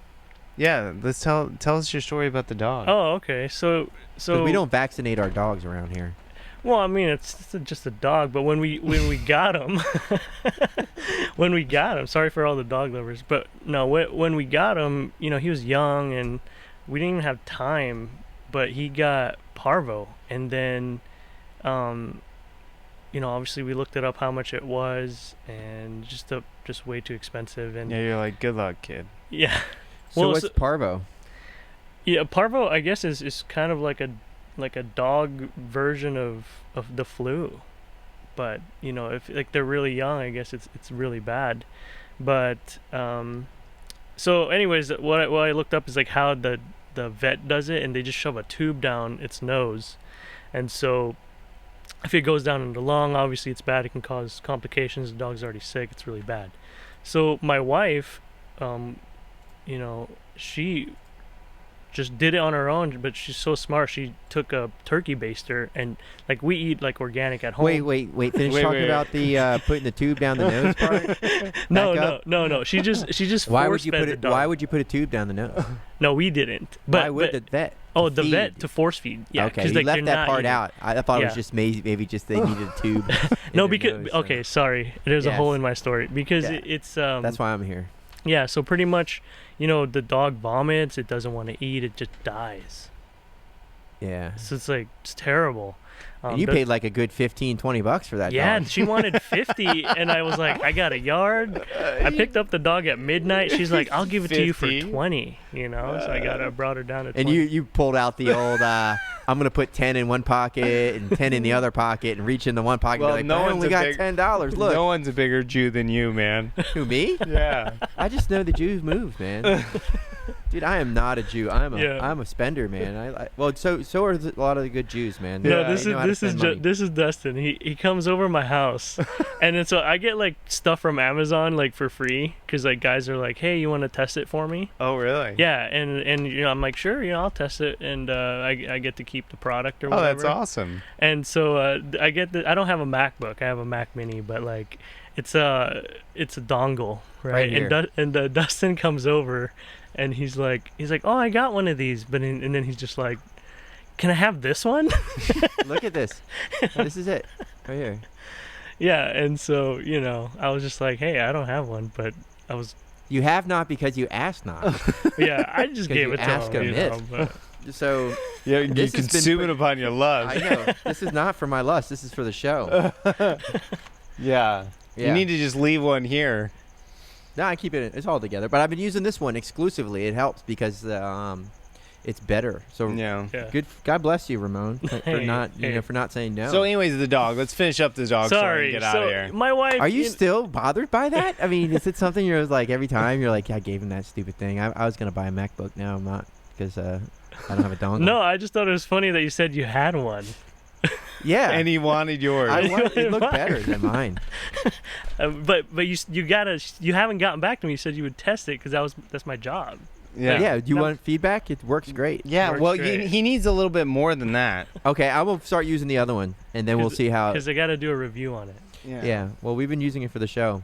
Yeah, maybe that's what I'll do on my channel. I'll do some reviews too. I'll do some reviews for you guys. Well, show us your stinking channel. Pull it up so people can find you. So you're shoving the tube. Your wife's got the turkey baster. Yeah, she's let's shoving it down tell the us the dog's story and throat. pull it up at the Yeah. same time. So You have to my wife grabs a turkey baster and she feeds the dog like organic, like sardines, or she makes like chicken broth from scratch, rice, and she like blends it up and just force feeds the dog. And so yeah, like he would throw up some of it, but then he basically, you know, got some nutrition, and man, he just got so much better. And wow, I got over 500 subs now. Nice. Hey, what did you ever name the dog, or are you still holding off? Yeah. So we named him Hunter because like when we first got him, he went after all the birds and stuff and all the stuff in the garden. So that's kind of why we got him. We're growing some. That's a little bit in my channel too. So is Hunter a person name or a dog name? You know, I met people. I hope you're not people who either named their children Hunter or is named Hunter. I hope you're not offended. Yeah, don't I'm offend trying to people. get you to say what side of the line that is. So Because George is a person name. Yeah. And you gave your dog the name George, then that's got a Let's person. not offend anyone. Yeah. That's you know, still a cool. Sparky It's just a is- cool name. There's some though. people named Sparky. It is, yeah. Yeah. But yeah, I'm actually like growing stuff. So we grew. So this one time I got a video here. Military's police failed to stop soul winning. I got actually kicked out of my apartment for soul winning, and the apartment manager or the HOA lied about us. And Hey, look, you better hit that red button over there. Mash that subscribe button. Yeah. Paul, look at that. Look at that. Guilty Thanks, Paul. Look at that, You're Paul. He sub does now. it. Yeah, he does that to everybody. No, he hit the bell too. You gotta Ring hit the the bell. Yeah, there you go. Oh, that's good. So yeah, yeah, man. Maybe I'll do some BTS for Paul here and show you guys what it's like. Yeah, that'd working be with awesome. Paul. Yeah, you would just be if Just you Paul wanna know- yelling at me all the Yeah, if time? you want to know, it's just me yelling at everyone. So, on another subject. Let's end this. Yes, we will.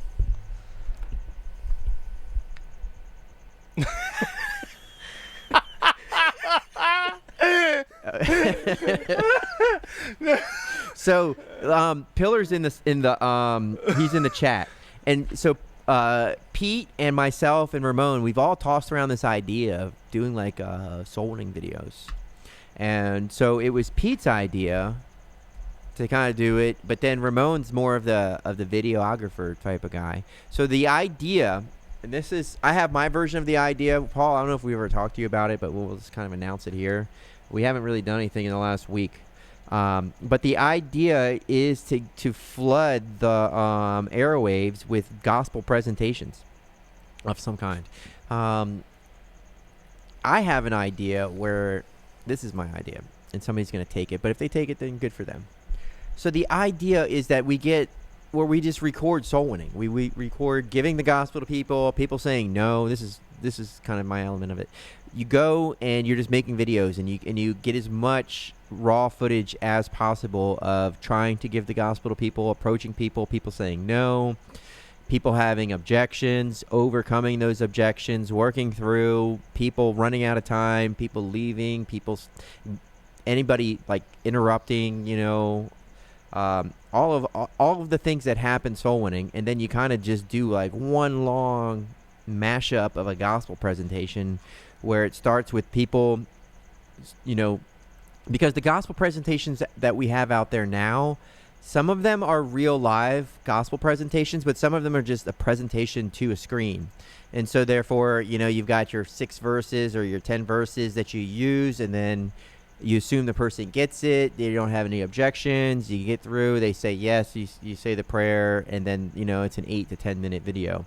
But then what we were kind of talking about, and this is my version of it, because the original version from Peter was that we just solicit people to upload their own gospel presentation. So what say you, Ramon? Yeah, so I'm actually fortunate enough to talk with Pete about it, and he brought up the idea, I guess, a long time ago. And right now we're kind of running out of Rona time, right? Because in Arizona it's opening up. But it's done, man. Yeah, but not for everybody. Some places are. I don't know if they're locked down, but if they're quarantined. Hey, look, man, how many people do you see down the road with a mask on in their car like that?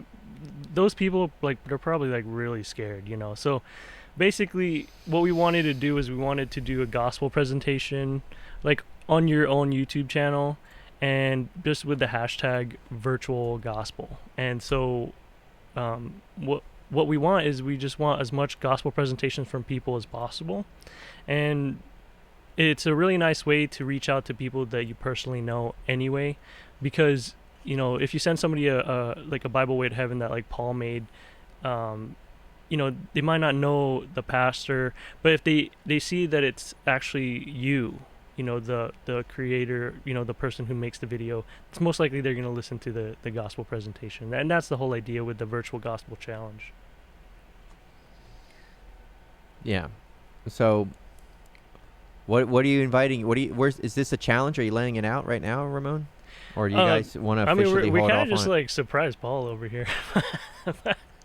But yeah, no. Paul's not paying attention. This is what so- we'll do. So I'll post it on my channel, and we're hoping that one of the pastors are also gonna help us with that. So look, just be on the lookout for that, guys. And Yeah, go over to Baptist Truther. yeah.